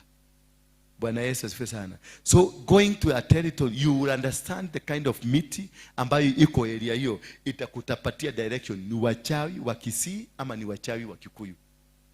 Na utajua jinsi ya kudiri na wao. Hallelujah. Umestuka. So once you are able to know this, nani alimpatia hii? Na unaichukua haraka. So that is when you make wrong and evil foundations, you miss the target. You will become poor. You will not succeed. You will not manage it. You will not conquer anybody. They will conquer you. They will destroy you. Utalia na umaskini forever. When you are opening a church, you have to do spiritual mapping. When you are opening a business, that was wazungu ni very clever. They want to open a factory here. They will send people, wanaitanga wale watu wanaitanga aje? Wale wanakuja kuangalia. The researchers, number one, Then there's researchers, and there is this survey, self-survey, researchers and survey the same. Kuna watu, nitakumbuka hiyo jina, but the same. They come and do a survey. They will send a team for 1 year to come and live in Kenya, to understand every dynamic, every move. Moses sent 12 people to go to Canaan to spy the land. That's why spying is very important. Before you commit yourself to anything, when our old walikuwa nataka kama sasa wanataka mimi nioe, they will send spy. Nitasema kwa fulani ndio nataka kutoa msichana. They will send spies. Waende wa investigate what is their clan, what are the cases in that family, how do they behave, how do they live. Historia yao inakuwa analyze, ndio wachukue kijana wapatiane. Lakini waki-analyze wapate katika hiyo boma kuna uchawi, kuna uganga, hiyo boma kuna muherega fulani, hiyo boma kuna kitu fulani, wanachinjanga buzi ama hawachinjangi buzi, then your daughter will not be married there. That is why our fathers and our mothers, they have maintained their marriages better than us, because it was first researched for, na walijua ni madhabahu gani inatawala kwenye hiyo boma, na wakaweza kuchange na kumake sure all things have worked together. Hallelujah. Bwana Yesu asifiwe sana. So for us to win the battle against these people we are mentioning, for us to win the battle against the Freemason, the Muslim, the Wachawi, the Waganga, the Wamasai, we must be able to come together and raise an altar, destroy the altars that are existing. That is what we read in the book of Jeremiah. Jeremiah 1 verse number 10, which says, see, today I have set you over nations and kingdom, that you go to those nations, destabilize them, disorganize them, vunja hizo nations zote, vunja hizo kingdom zote, then unijengee a new kingdom. Hallelujah. Once you go to America, don't go sit down. Destroy the America you know and create your own America. If you go to Britain, destroy the Britain you know and build your own Britain. You come to Nairobi from the village, destroy the Nairobi you know and build a new Nairobi that will fit to your conditions. If you are employed in a company, go there, raise an altar, destroy that company, destroy it completely, bring it down spiritually. The rulers and the principalities of that company, destroy and build your own rulership, your own, and everything will work for you. Utakaa tu unaona watu wanakikuletea mapesa. Bwana Yesu asifiwe sana. Hallelujah. Yamekuwa mafundisho kali sana leo na mzito. Mtu wako kwa marriage na hiyo marriage yake ni fake. Na mtu alikuja ametoka Murang'a na amekuja na masomo yako na hakajasoma, ni kama mwanaume hakajasoma. Lakini wewe na kisomo yako unasema yes sir. Kuna kitu unaweza sema, kamekuja na madhabahu. Kama mama kamekuja na madhabahu, wewe msee na power zako unanyenyekea tu. Nasemaga my wife, unajua my wife anatakaga tukue nyumbani saa 12. You know my wife, kila kitu anakuambiaga my wife. Akienda kwa choo anakuambiaga my wife, akiendesha gari my wife, mkiongea my wife. Unamwambia tu daraja anakuambia my wife amenipigia simu. Ukiniambia tu fanya nini my wife amesema. So there is nothing he can do, because see my wife ni altar ambayo inatawala nyumba.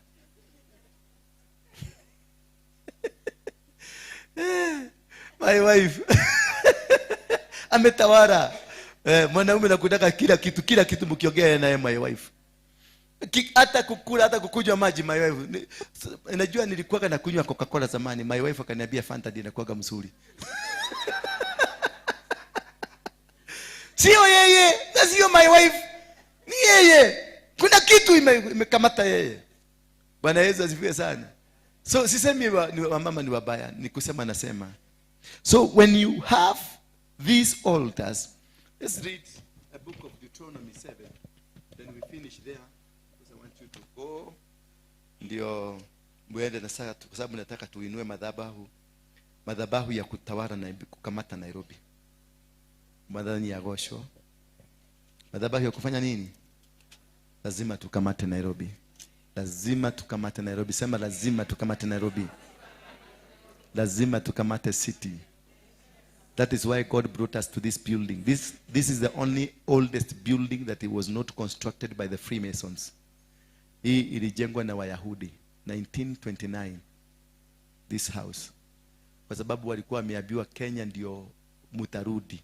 Ile wao walirudi 1948.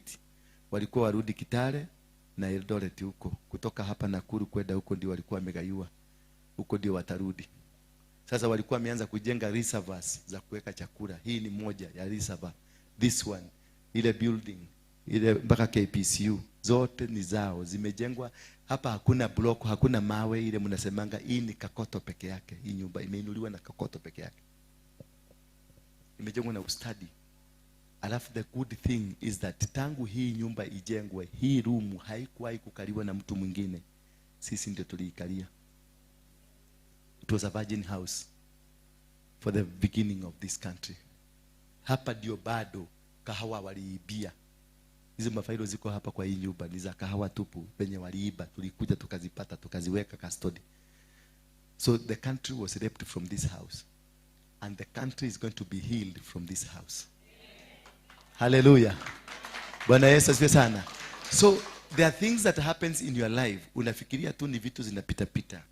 Ni vitu tu ambazo hazieleweki. Things just don't happen. Life is spiritual. Bwana Yesu asifiwe sana. Life is what? Is spiritual.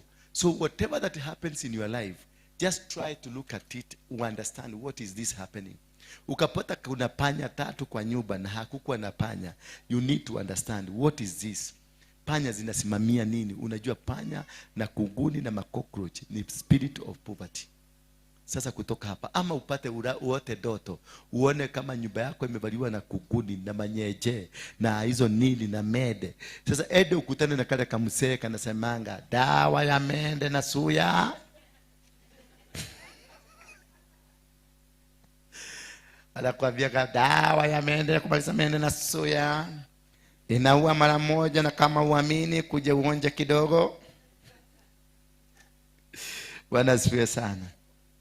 So I've taught you about this called the territorial altars. The next time I'll combine the powers of the angels over the territorial altars, and we will be dealing then on Sunday to deal na tribal altars. Bwana Yesu asifiwe sana. Ndio wewe kama wewe ni Mjaluo umeolewa na Mkamba, ama wewe ni Mjaluo umeenda umeolewa na Mkikuyu, ama umeoa Mjaluo, you need to understand the dynamics of these two tribes. Tribal altars, they are there. Every tribe has an altar. Wakikuyu wako na altar yao, Wajaluo wako na altar yao, Wakamba wako na altar yao, Wahindi wako na altar yao. So you need to understand. Ndio uolewe kwa Wajaluo, understand territorial tribal altars za Kijaluo ni kafara gani wanatoanga, ni wanatoanga sacrifice zinakaa aje, kwa Wakikuyu wanafanyanga namna gani. So mkienda huko usiende kutoa madhabahu ama kufanya madhabahu ambayo itakurana. Ndio unaonanga Mjaluo hata kikoa akiwa Mkikuyu au Mkikuyu anawaga bibi gine anapeleka kwao ya kwao, naye Mkikuyu atakiwa Mjaluo bado anakuta ako na mtu mwingine Murang'a ako na kashugua ameweka pale Murang'a kwa kakona fulani hapo, because kuna kitu kinakulana. Kuna kitu, sio upendo iliwalete, sio upendo ilifanya huyu Mjaluo na huyu Mkamba wakuje pamoja. Ni kitu kiliwalete, that is either financial or a situation that was unbreakable. But now after sometimes unakuta huyo jamaa ameanza kuhanya, ako na kama mwanamke kegine ameficha mahali kwao. Kwa nini? Because anaona nilioa Mkaba. Sasa stories zinaanza, Wakaba ni washarati, Wakaba hawatosherekagi, Wakaba hawakuagi, Wakaba ni wachawi, Kamote na Keveti ndiye tia. Sasa unaanza karuka kingine kameanza kusugumuzwa, lakini wakati mlikuwa mnakoti hiyo lugha haikuwa. Sasa wakati mmeshikana ndio madhabahu inaanza kuongea, inasemanga sasa mnajua huyu ni Mkaba na Kamukamba, anasemanga Kamote na Keveti ndiye tia. So kwa hivyo kumaanisha huyu mtu ni muhanyaji. Haleluya. Kwa hivyo hata acha kuhanya, kwa sababu hiyo ni madhabahu ya tribe hii na tribe hii imeanza kukurana.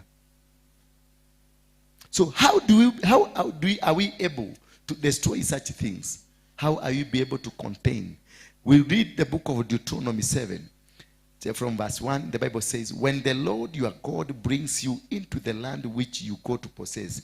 Meaning, katika vita vya kimadhabahu, you don't go. You can't take yourself. It is God himself to do this battle for you. Because madhabahu mingi ni ya miaka na mikaka. Madhabahu mingi is over 300 years, over 200 years, over 700 years. So how will you know to tackle this? Utapigana na madhabahu hii namna gani? Kwenu unakuta shosho wa shosho ndiye alikuwa mganga. Shosho wa shosho ndiye alikuwa anatengeneza pombe ya muratina. So how do you know? How will you know to do this? You can't be able to know, not unless God is involved. Na ndio nawaambianga kuvunja madhabahu is not a one off. It is not what? A one off thing. Ati kwa sababu umekuja nimekuvunjia madhabahu. Hapana, nitakuvunjia madhabahu leo, mlango ingine ujikute kwa hapo mbele. Sasa kuja ni tena tuvuje hiyo. Utakuta kwenu kuna milango 100 ambayo inakuzuia. Ni wa kwanza tu ule ulikuwa unakusumbua, tumeuona, tumeuvunja. Sasa ongojea tuombe tena, utakuta tena kumejitokeza kitu kingine. Tunavunja hiyo. Tunakaa kidogo tena kunajitokeza ingine. Tunavunja hiyo. Unakaa kidogo tena kunajitokeza ingine. Mpaka huyu jamaa alikuwa anaitwa Naaman alikuwa aliindishwa ndani ya maji mara 7. Kwani mara moja haingefanya? Mara moja ingefanya. Lakini kwake ndani yake alikuwa na madhabahu ya generation 7. Generation moja ilikuwa wakati huo ilikuwa 150 years. Sasa multiply by 7. Multiply by 7. Utapata ni ngapi? Yeah? 1050. 1050 was 1500 years. Madhabahu ile ilikuwa inamdominate ni ya 1500 years. Ndio kwa maana akarushwa ndani ya maji mara ya kwanza, generation moja ikaanguka. Akarushwa mara ya pili, generation ya pili ikaanguka. Akarushwa mara ya tatu, generation ya tatu ikaanguka, mpaka generation 7 zikaanguka. So kuvunja madhabahu sio kukuja kanisa, ukuje muonane na pastor alafu akufanyia mvuje madhabahu, useme mimi nilifuja madhabahu. Hakuna. Hata labda ndio umejaribu kuanza. So enda uombe, ujue ni nini kingine next. Tumefanya ya leo. Enda upige magoti chini, uulize what next. Mungu atakufungulia.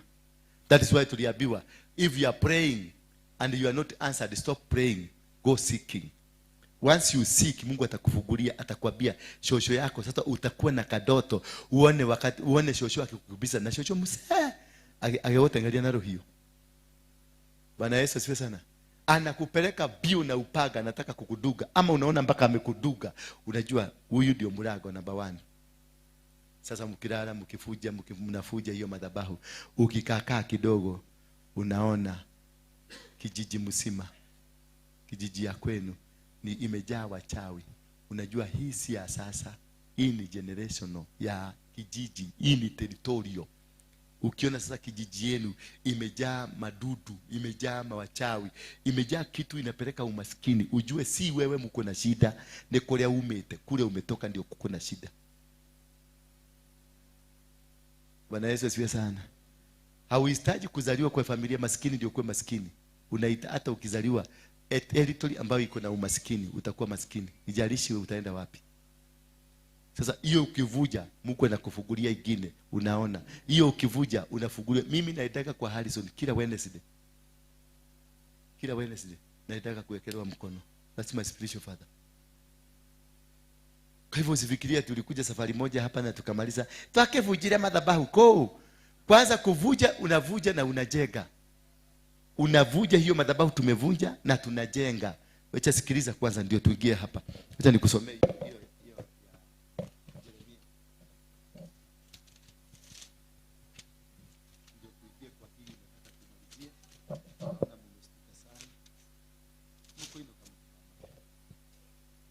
Verse number 10 of chapter number 1 Jeremiah inasema, see, I have this day set you over nations and over the kingdoms to root out. To root out ni kufanya nini? Ni kungoa. Kwa hivyo kuna kungoa. To pull down. Ukiroot out una pull down, unaiagusa kwa mnyadhagali. To destroy ni kutafuta moto na kuichoma, and to throw down. Then After you have done that, what do you do next? You build and you plant. Umeona? Ukibomoa, ukikuja na sadaka, unazigawanyisha mara mbili. Unapoenda kutoa sacrifice, unaiseparate mara mbili. Kwa nini yako, kwa dhamiri yako, kama unataka kutoa sacrifice ya 100,000, you split it into 2. Unabomoa. Gideoni aliambiwa, ingia kwa zizi ya baba yako, uchukue ndume wawili wa miaka 7. Kisha ndume wa kwanza umchinje, ubomoe madhabahu ya baba yako. Ukimaliza kubomoa, uchinje ndume wa pili, kisha unijengee madhabahu. You don't leave vacuum. Madhabahu yoyote ukibomoa, you don't leave it vacuum. Ukiacha vacuum, utarudi square one. Bwana Yesu asifiwe sana. You must cover the territory. You must harness the territory.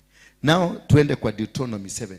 When the Lord your God brings you into the land which you go to possess, it is the Lord your God who will bring the revelation to you. What kind of territories, what kind of altars are speaking in your life?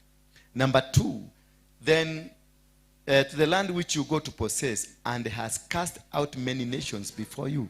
So it is again God who will do the removal of those authorities that control you. It is not you. Dogihota. Ile madhabahu iko kwa maisha yako, hauwezani nayo until God intervenes. It is only God. Madhabahu kama ya usherati. Madhabahu ya usherati ilimfuata mpaka ikamfuata Yesu, because familia yao ya Juda kutoka kwa Yakobo ilikuwa ya usherati. Angalia, Yakobo alikuwa na wanawake wangapi? Yeah? Ati 2. Yakobo alikuwa na wanawake wangapi? 12. That's the 12 tribes of Israel. Bwana Yesu asifiwe sana. Alafu wakakuja akamzaa Juda. Juda naye akafanya nini? Akamuoa mwanamke. Katika hali ya kumuoa mwanamke wakazaa watoto 2. Wale watoto 2, mtoto wa kwanza akamuoa mke. Huyo mtoto akafa. Mke akaambiwa aolewe na mtoto wa pili. Naye mtoto wa pili akakataa kufanya maagizo, akafa, kwa maana kuna madhabahu ya usherati. Kisha huyu mama mwenye amelala na watoto 2 wa mzee mmoja akafanya mbinu mpaka wakalala na baba Juda.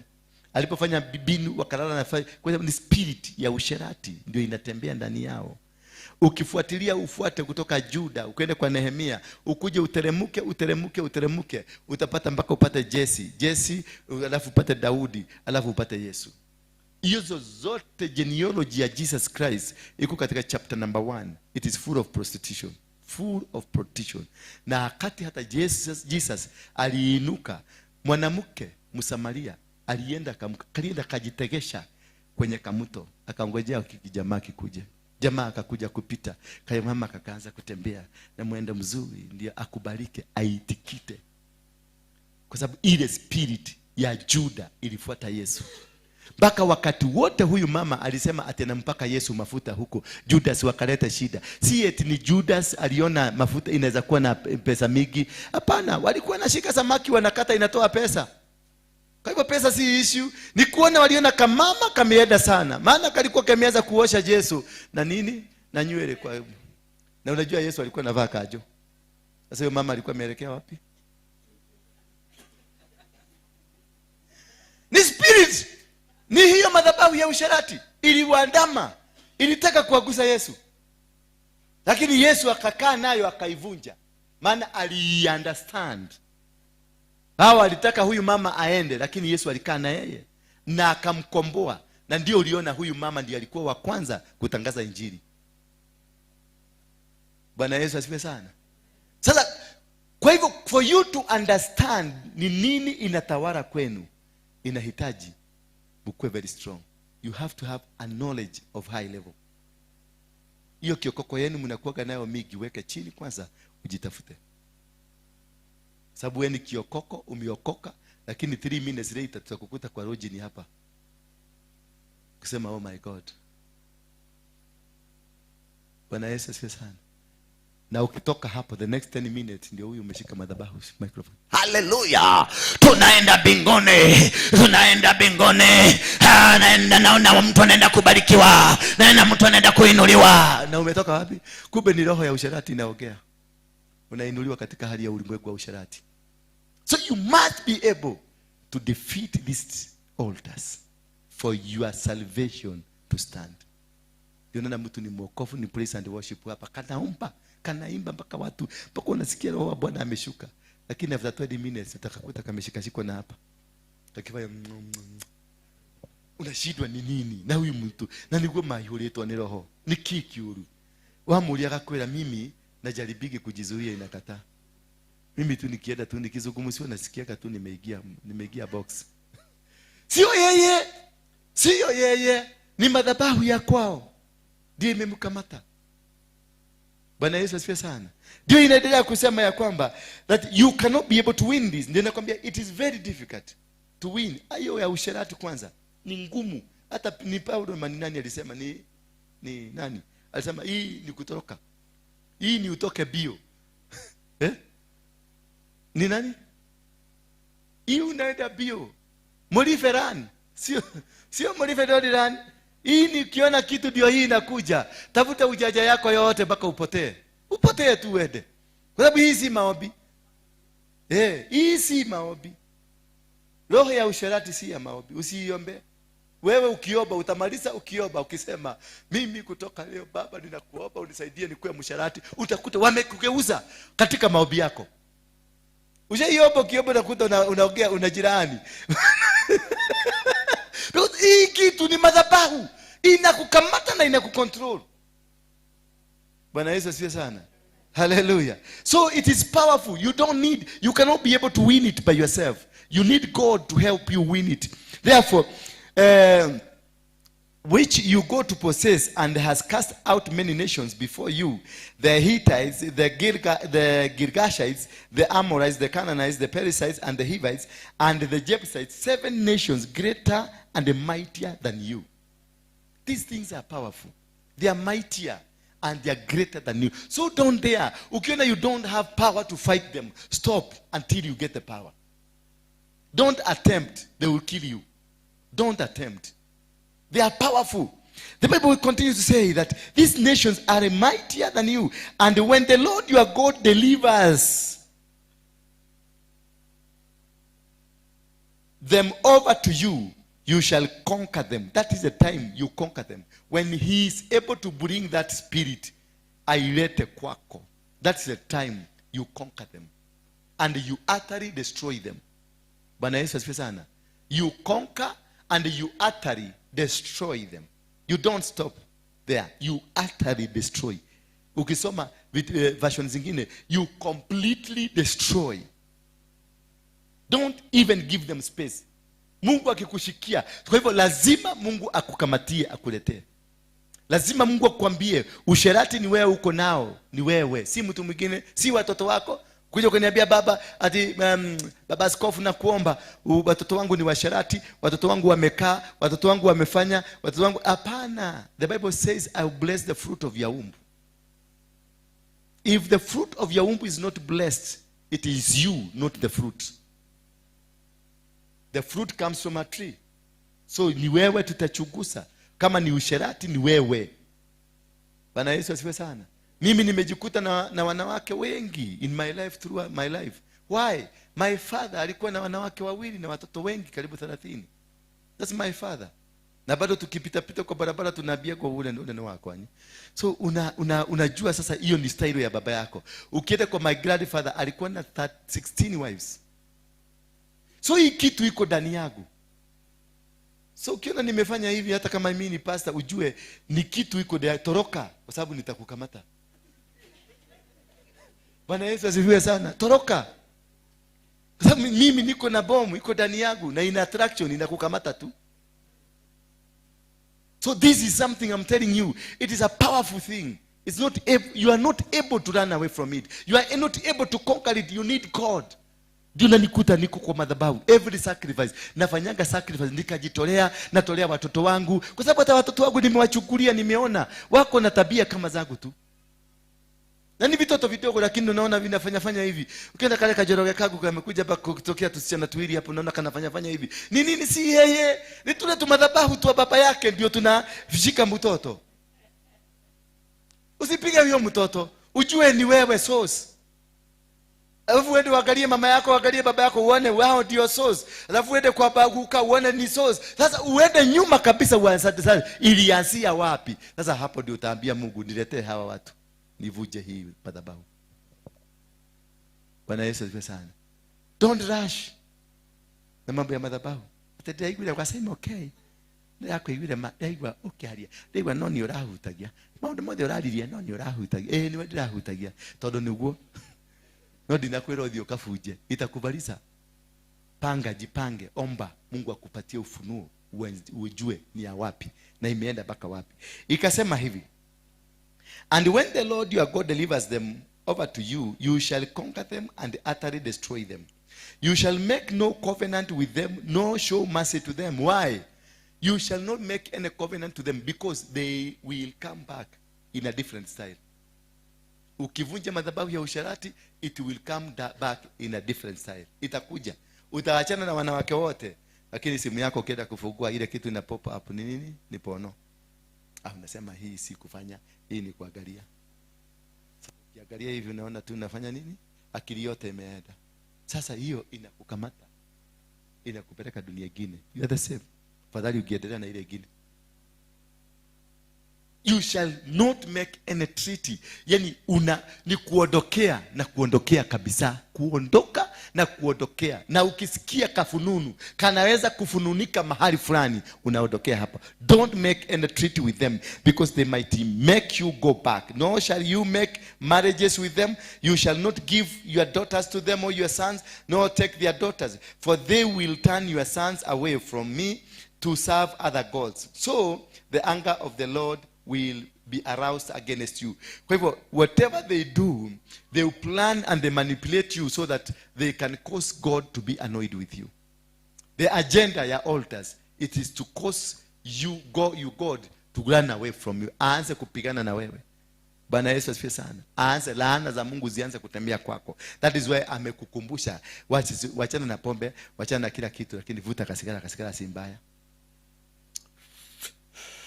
Ukimaliza tu kuvuta kasigara, shetani anakuambia gai. No raigwa wote katigara.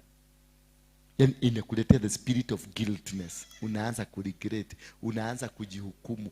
The moment umeingiza ground ya kujihukumu, shetani anakuja nasimama hapa na kwambia, wana pastor wanyule, hata pastor wenu si unasikia kani msharati. Kula kamoja leo. Sasa unafanya nini? Unajiconsole. Unasema leo ni mwisho, leo ndio ya mwisho, sitarudia tena, leo ya mwisho. Those are the marriages that you are making with them. Little the next day unasema ingine ya mwisho, kamoja tu kamwisho. Hiyo ingine kamoja tu kamwisho. Hiyo ingine unasema kajeke tu. Na unajikuta sasa umezamishwa venye hautarudi tena, maana walijua you are tempted to get out. Bwana Yesu asifiwe sana. So the anger and verse 5, but thus you shall deal. Now I'm giving you the solution. But thus you shall deal with them. You shall destroy their altars. Usherati is an altar. Umaskini is an altar. Anything that is happening around your life is an altar. So you shall destroy their altars and break down their sacred pillars and cut down their wooden images and burn their carved images with fire. So you must bring down their altars, destroy their sacred pillars, and cut down their wooden images. So there are three things.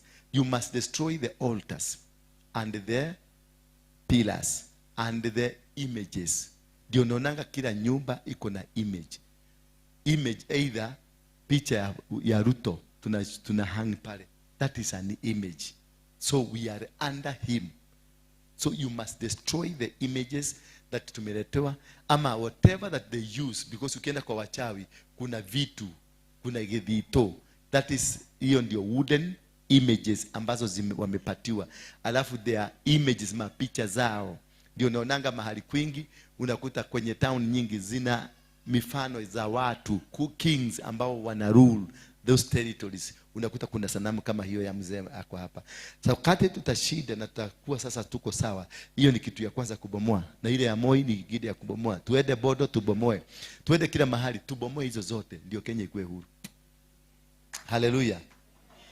Verse number 6 inasema, for you are a holy people to the Lord your God. The Lord your God has chosen you to be people for himself, and a special treasure above all the peoples of the face of the earth. That is why he has chosen you. You are the special people. You are wonderful people. You are good. And God recognizes you as so. You're so important. Let's rise up.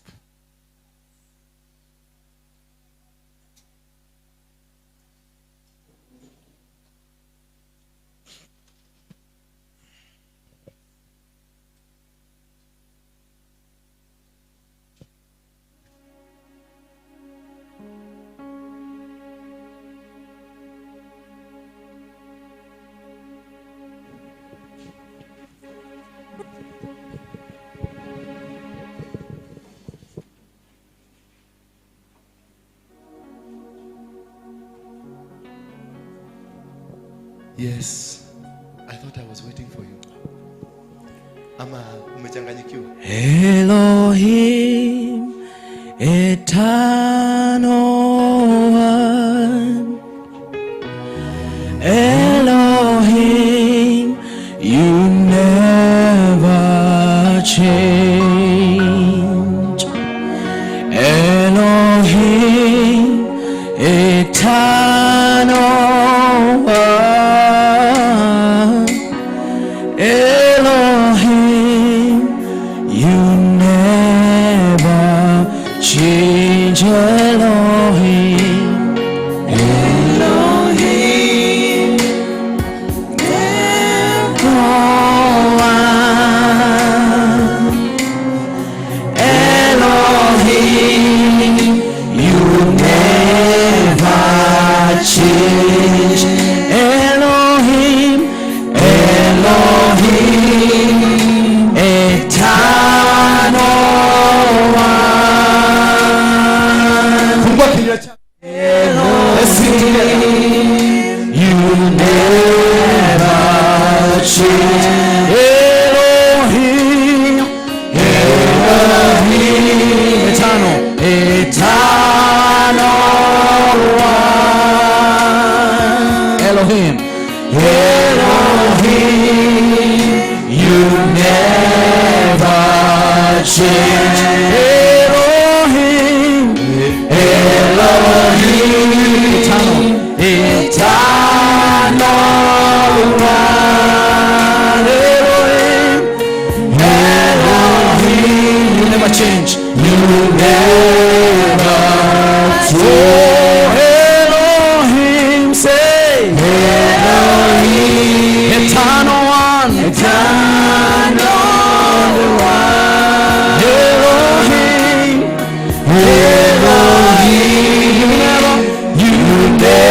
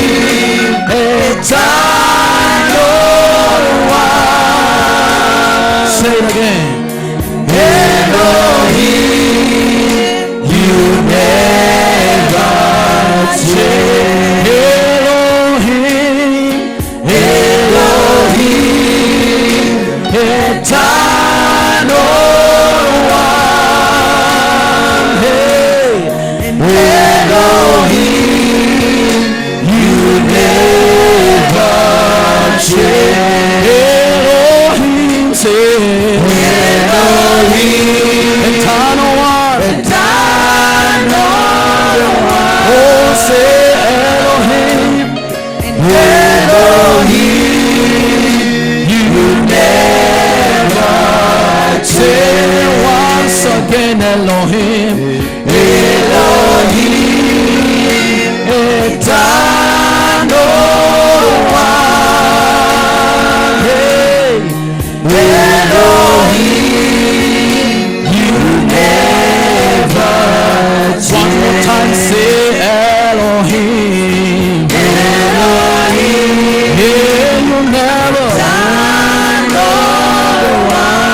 you never change, oh Lord. Elohim, you never change, ever. So one more time, Elohim, Elohim, eternal one. You are the mighty one. You are Elohim. You never change. Elohim, eternal one. Elohim, you never change. You are Yahweh. You are Yahweh. You are Yahweh. You are Yahweh. You are Yahweh, Alpha and Omega. You are Yahweh, Alpha and Omega. You are Yahweh. You are Yahweh. You are Yahweh. You are Yahweh. You are Yahweh. You are Yahweh. You are Yahweh. You are Yahweh. Alpha and Omega. Hey, you are Yahweh. Alpha and Omega. Say once again, you are Yahweh. You are Yahweh. You are Yahweh. You are Yahweh. Say you are Yahweh. You are Yahweh. You are Yahweh. Alpha and Omega. Hey, you are Yahweh, Alpha and Omega.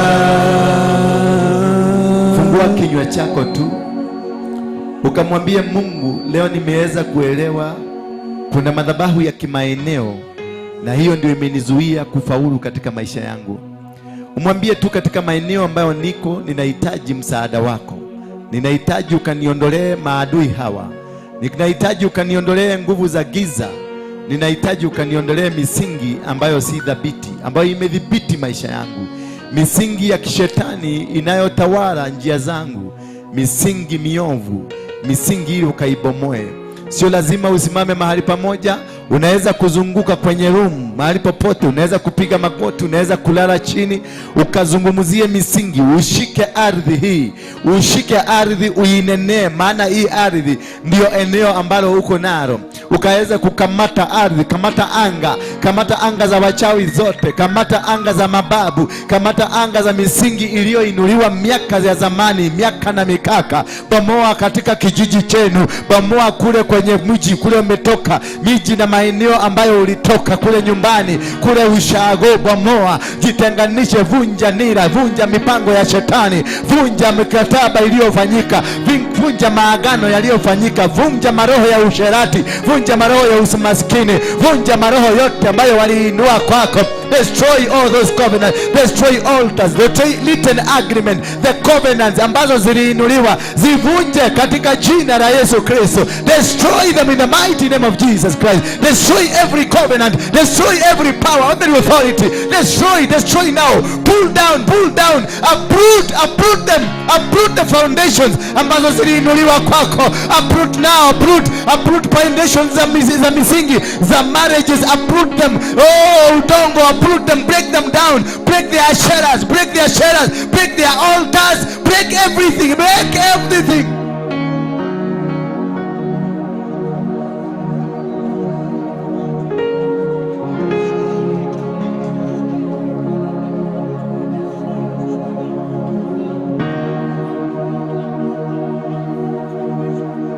Set them on fire. Set them on there. Their images. Inaweza kuwa imetoka kwa Grandfather father, kwa grandmother, wote kutoka nyuma. Destroy their images. Inaweza tokana na maeneo ya Wamasai, maeneo ya Wakikuyu, ya Wajaluo, maeneo ya Wakamba. Destroy their images. Destroy them. Vunja mikataba yao, vunja maagano, vunja kila kitu, vunja eneo. Pull down their shares. Vuta chini kamba zao. Vunja, teketeza, angamiza katika jina la Yesu Kristo. Achilia moto sasa. Achilia moto.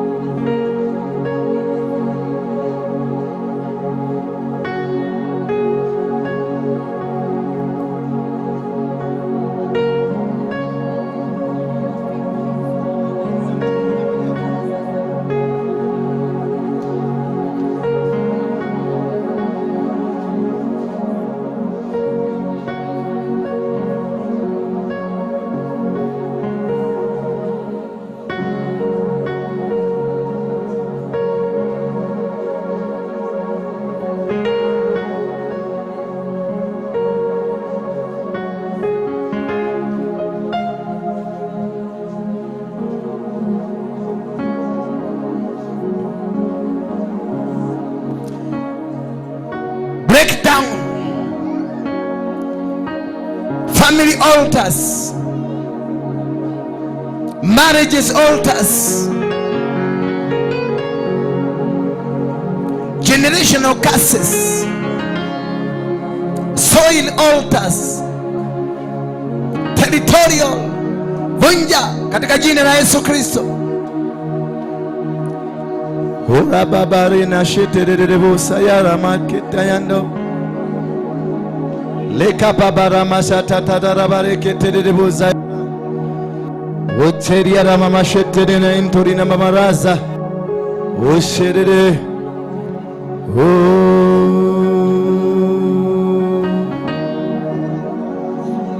You are Yahweh. Mwambie you are Yahweh. Mwambie wewe ni Yahweh.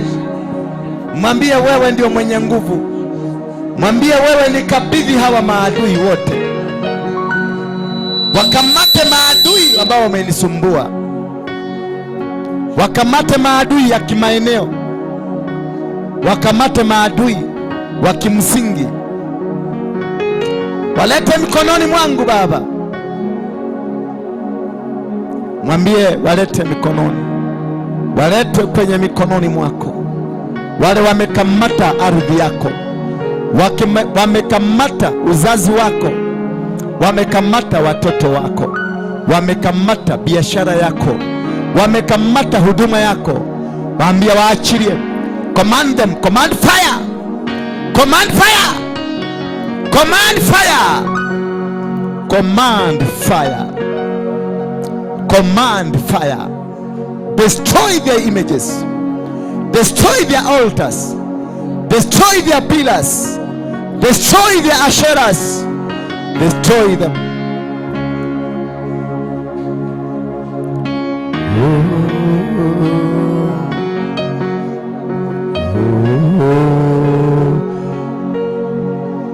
Kamata Kenya sasa, uiweke katika mikono ya Mungu. Waambie Kenya, iite Kenya, Kenya, Kenya. Lisikie neno la Bwana. Madhabahu ya shetani hayatatumika kwako. Madhabahu ya waganga na warogi wote haitatumika kwako Kenya. Kenya, you are a great nation. Kenya, you are a great nation. Kenya, you are a great nation. Kenya, you are a great nation. You are not an inferior nation. Kenya, you are the word of the Lord.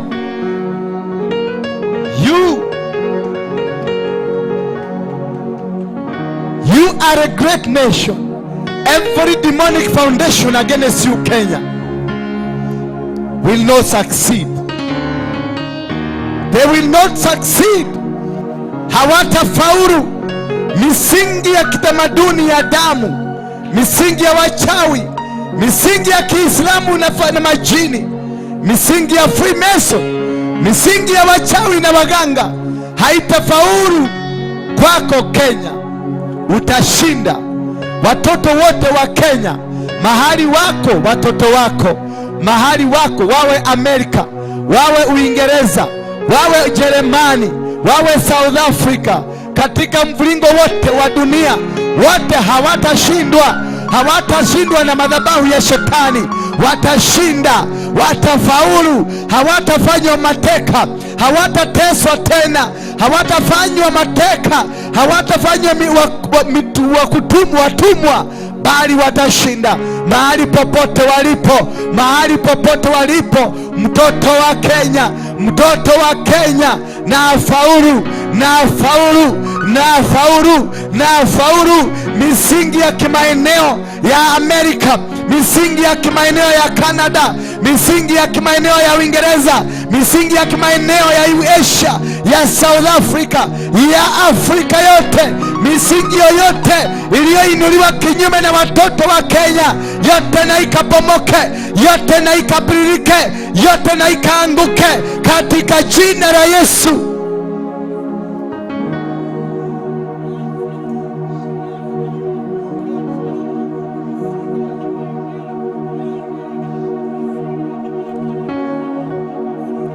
Nenea Kenya, nenea udongo, nenea mimea ya Kenya, nenea wasichana, wavulana na wasichana wote wa Kenya walio katika nchi za nje, wanenee, watajie baraka. Walio kule Asia watajie baraka, walio kule Amerika watajie baraka, walio kule South Africa, walio Canada, walio Australia, walio Germany, walio Norway, Belgium, walio Poland, Holland, kote wanenee baraka. Walio Italy, walio Asia kule Gulf, walio Dubai, walio Saudi Arabia, wanenee sasa, wanenee baraka, wanenee baraka, wanenee baraka.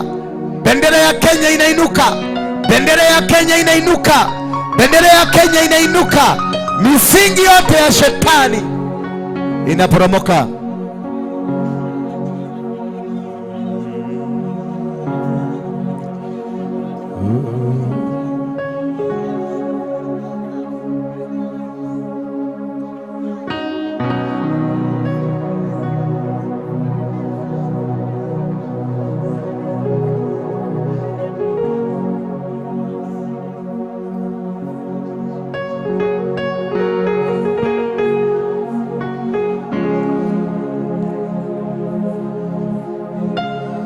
Mighty man of war, Lion of Judah, we bow down and worship you,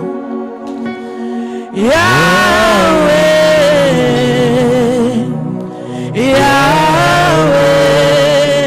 Yahweh, come and do what only you can do.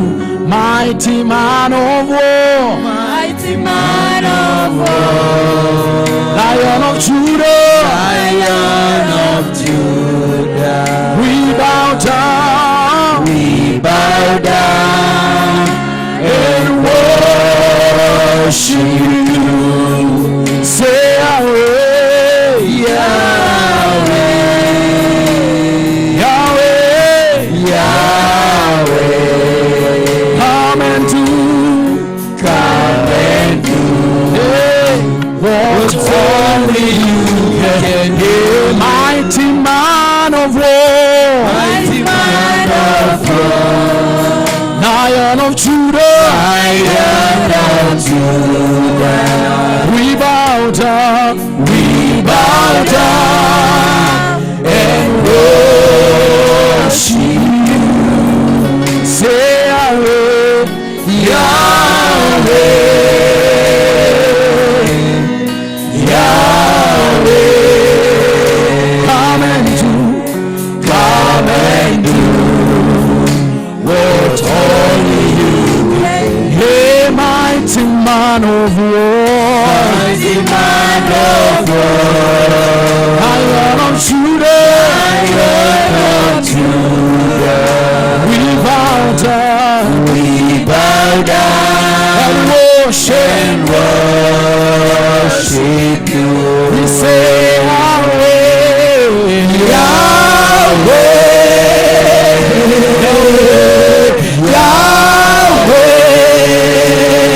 Yahweh, come and do what only you can do.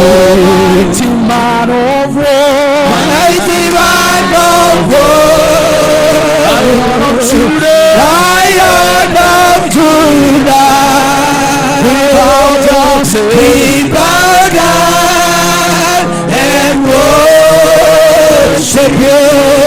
Yahweh, Yahweh,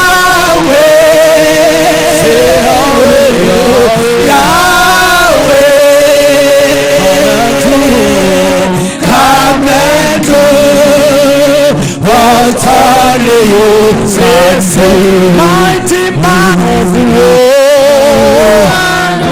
war, Lion of Judah, we bow down, and worship Yahweh, Yahweh,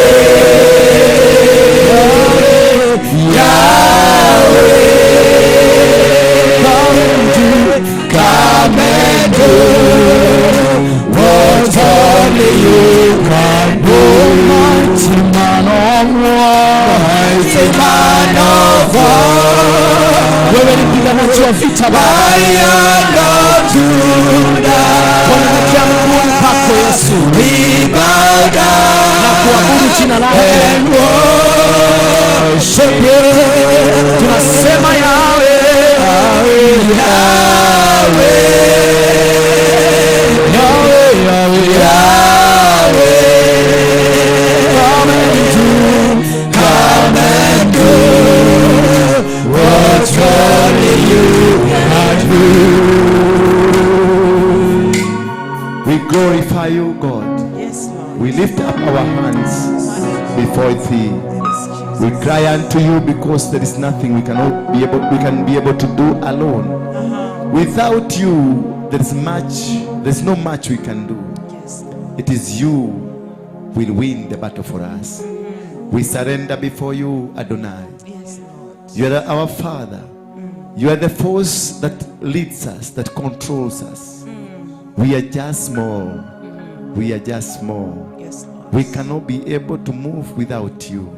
We cannot be able to succeed without you. yes Lord, Only you can guide us, Father. amen, We have learned about territorial altars.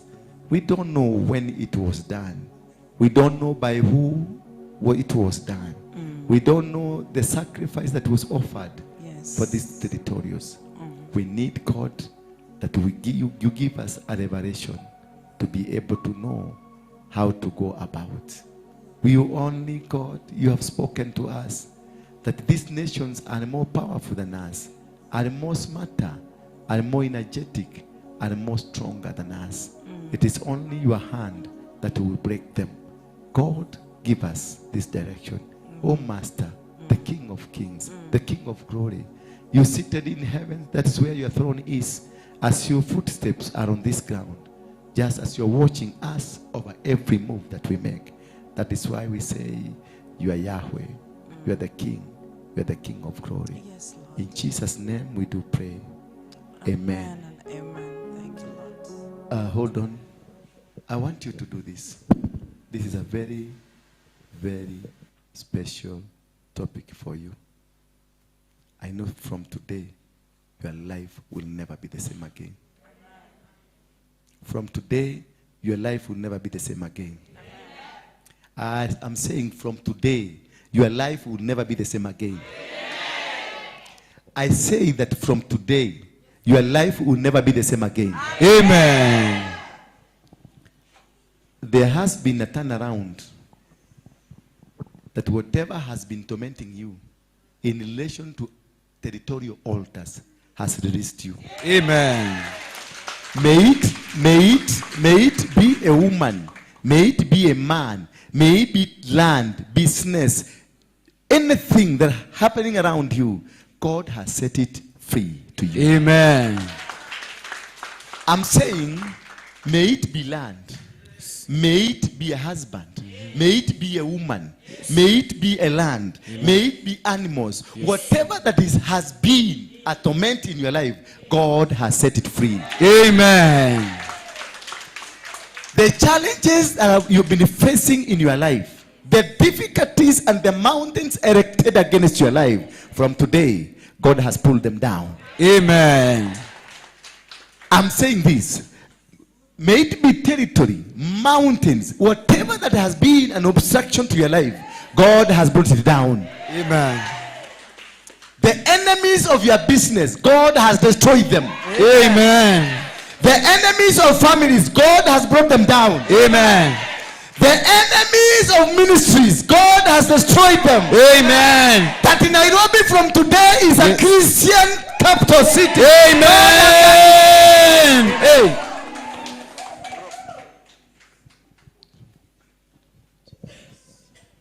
This is a flag. Amen. That this is what identifies me as a Kenyan. Point at it. Amen. Point at it.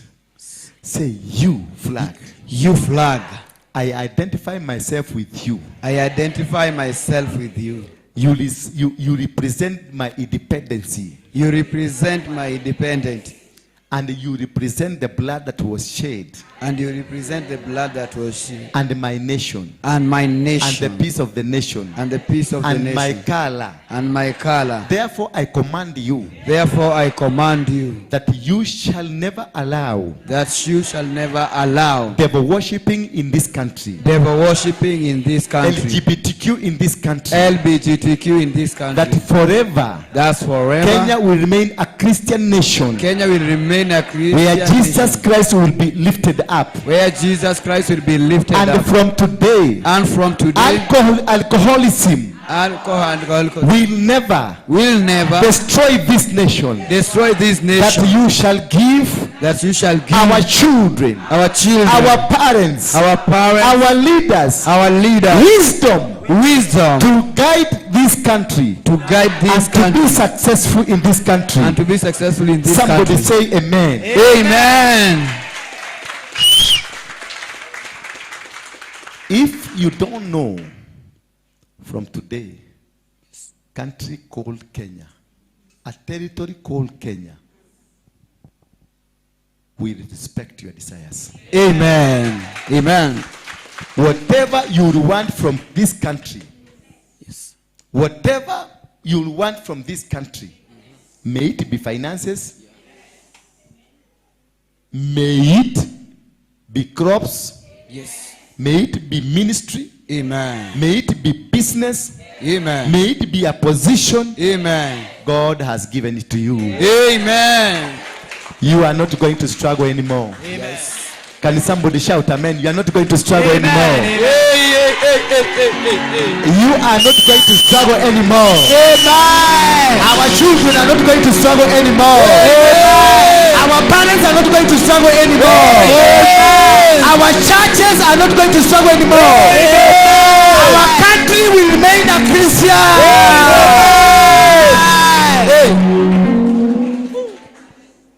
Can I tell you a secret? Yes. That whatever you struggled yesterday to find, today you are going to find it waiting for you. Amen.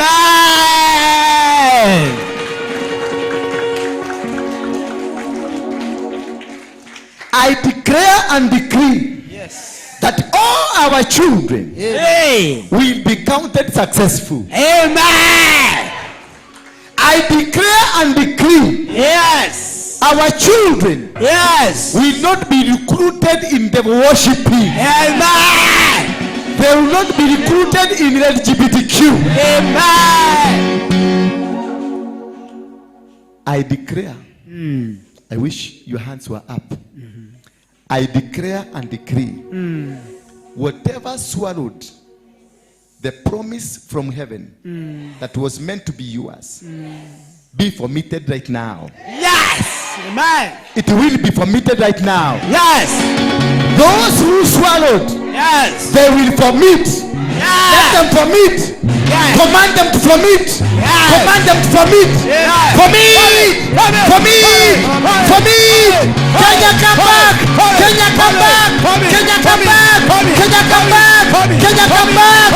Kenya come back. Kenya come back. Kenya come back. Promise. Promise. Promise. Promise. Promise. Promise. Promise. Our sisters and brothers who have been made slaves in foreign countries, right now, Sema, right now, Right now. right now, Right now. I command They command your freedom. their freedom. Command the freedom now. Command the freedom now. Wherever they are, wherever they are, whatever country they are, command their freedom. Command their freedom. Command their freedom. Command their healing. Command their healing. I hear the voice telling me that cancer is a lifestyle disease. Sugar is a lifestyle disease. Pressure is a lifestyle disease. All lifestyle disease is as a result of altars that were raised against your land. I declare and I decree, you cancer, you tuberculosis, you blood sugar, you pressure, you HIV, you corona, you call yourself lifestyle disease. From today, our country Kenya, our country Kenya, commit you. Commit you. Commit you. Those people that are suffering from cancer, from chronic diseases, be healed. Be healed. Be healed. Be healed. Be healed. In Jesus' name. Amen.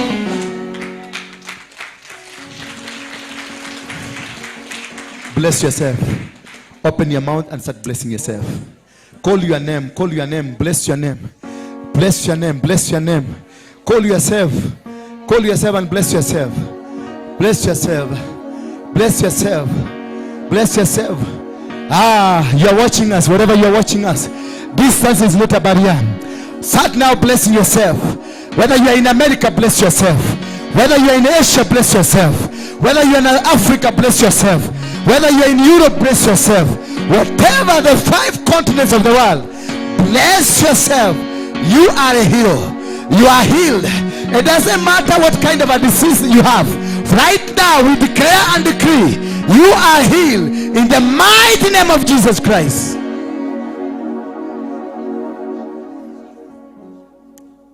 Thank you, Jesus. God, we glorify you and we honor you. Thank you because you have given us these nations who are 7 times mightier than us. But you have given them into our hands that we shall utterly destroy them.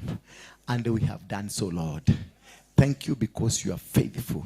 Thank you because you are caring. Thank you because you are powerful. In Jesus' name, say my amen. Now, for those who have the envelope, bring it here. But I want you to collect this envelope that you're going to collect now. And go see, we have dealt with an altar called territorial altar. You want Kenya to accept you. You want, if you go to Europe, you'll be accepted. You want to go to Asia, you'll be accepted. You want to do business, you'll be accepted. Pick that envelope.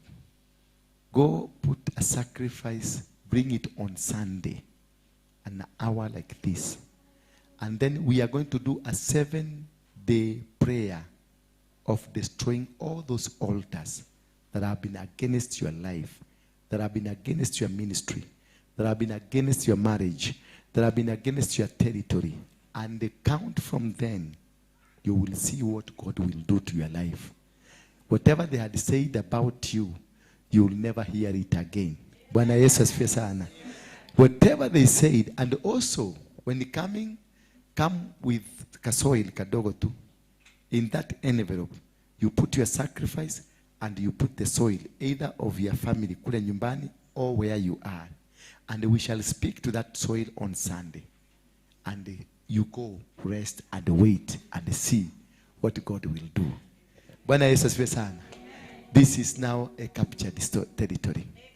This is a captured territory. I'm saying this is a captured territory. This is a captured territory. Amen. Oh, this is a captured territory. Amen. Oh, I don't hear you. Amen. This is a captured territory.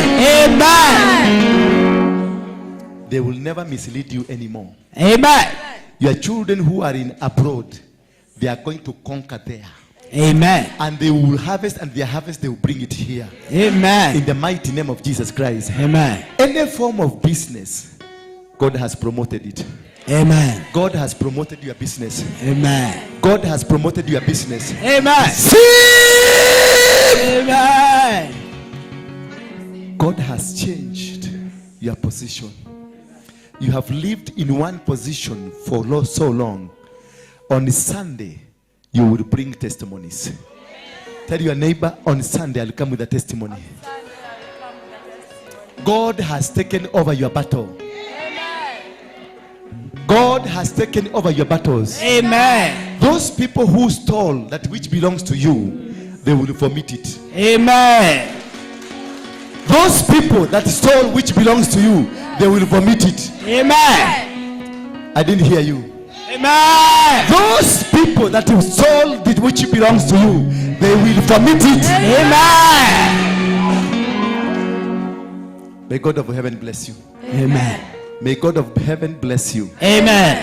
May God of heaven bless your family. Amen. May God of heaven bless your family. Amen. May God of heaven bless your business. Amen. May God of heaven bless you in your work. Amen. May God of heaven bless your children. Amen. Bless your father, your mother. Amen. In Jesus' name. Amen. Amen. And now may the grace of our Lord Jesus Christ and the love of God and the fellowship of the Holy Spirit be with us now. If you have the previous envelope, ya sadaka, wekeleeni sasa hapa. And when you are placing this sadaka, this is not an ordinary sadaka. Let me teach you. Ongoja kidogo mami. Ongoja kidogo. Ongoja kiherehere. When you are placing this one, this is not a sadaka. This is a sacrifice. Whatever, how small, how big it is nothing big, no small when in the eyes of God. What God has given you, that is what is meant for a sacrifice. And therefore, learn to be giving sacrifices. Every time we come here, nenda tafuta sacrifice kuja hapa wekelea. All those declarations are so powerful and you will not find them anywhere else. This declaration you are making, they will change your life. They will make you a different person altogether. And any declaration made, it is sealed. That is why I ask you every time, come with a sacrifice. You must seal. Anything we have said here, they have had it. If you don't seal, it will not work for you.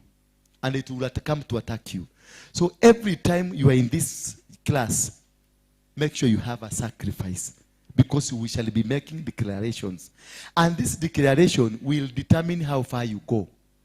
The kind of sacrifice will determine how far you go. The kind of, you build your own altar. If you want a small altar, you build a small altar. If you want a big altar, you build a big altar. You build your own altar. May God bless you. Bring it here. Your sacrifices for today. But remember to carry the envelope that you bring on Sunday. That one that you bring on Sunday, there is a special prayer I'll do for it. Kuna maombi special tutafanya kwa sababu ya hiyo ya Sunday. Kwa sababu it is territorial. What is it for? Ya rent. Pelekea Kimani. Ama yule mzee. Ya rent pelekea yule. Ya rent patia nini huko? Celebrate Jesus, celebrate Jesus. Celebrate Jesus, celebrate Jesus, celebrate Jesus, celebrate Jesus, celebrate Jesus, celebrate Jesus, celebrate Jesus, celebrate Jesus, celebrate Jesus, celebrate Jesus, celebrate Jesus, celebrate Jesus, celebrate Jesus, celebrate Jesus.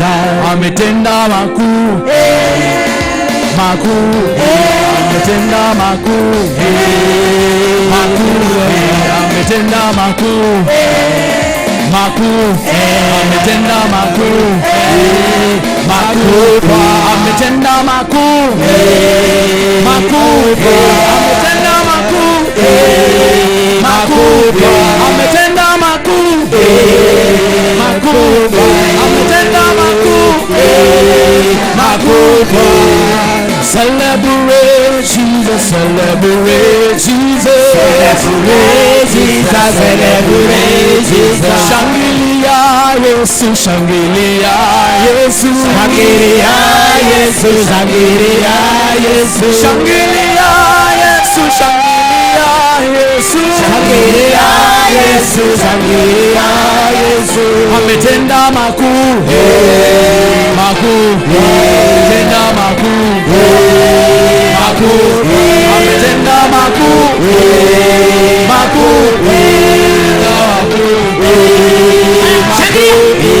ametenda makuu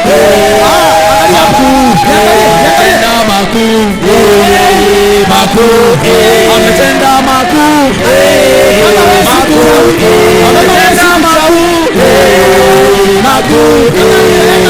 shangilia Yesu, shangilia Yesu, shangilia Yesu, shangilia Yesu, shangilia Baba, shangilia Yesu, shangilia Yesu, shangilia Yesu. Ametenda makuu makuu, ametenda makuu makuu, ametenda makuu makuu, ametenda makuu. 1, 2, 3, hey! 1, 2, 3, hey! 1, 2, 3, hey! 1, 2, 3, hey! Kamata loketo, kamata loketo. Tikiza. Tikiza tu kidogo kidogo kidogo kidogo. Haya, twende chini. Twende chini. Twende chini. Twende chini. Chini kidogo. Chini. Chini. Chini. Chini. Chini. Chini. Chini. Chini. Haya, panda. Panda. Panda. Panda. Panda. Panda. Ametenda makuu makuu, ametenda makuu makuu, ametenda makuu makuu, ametenda makuu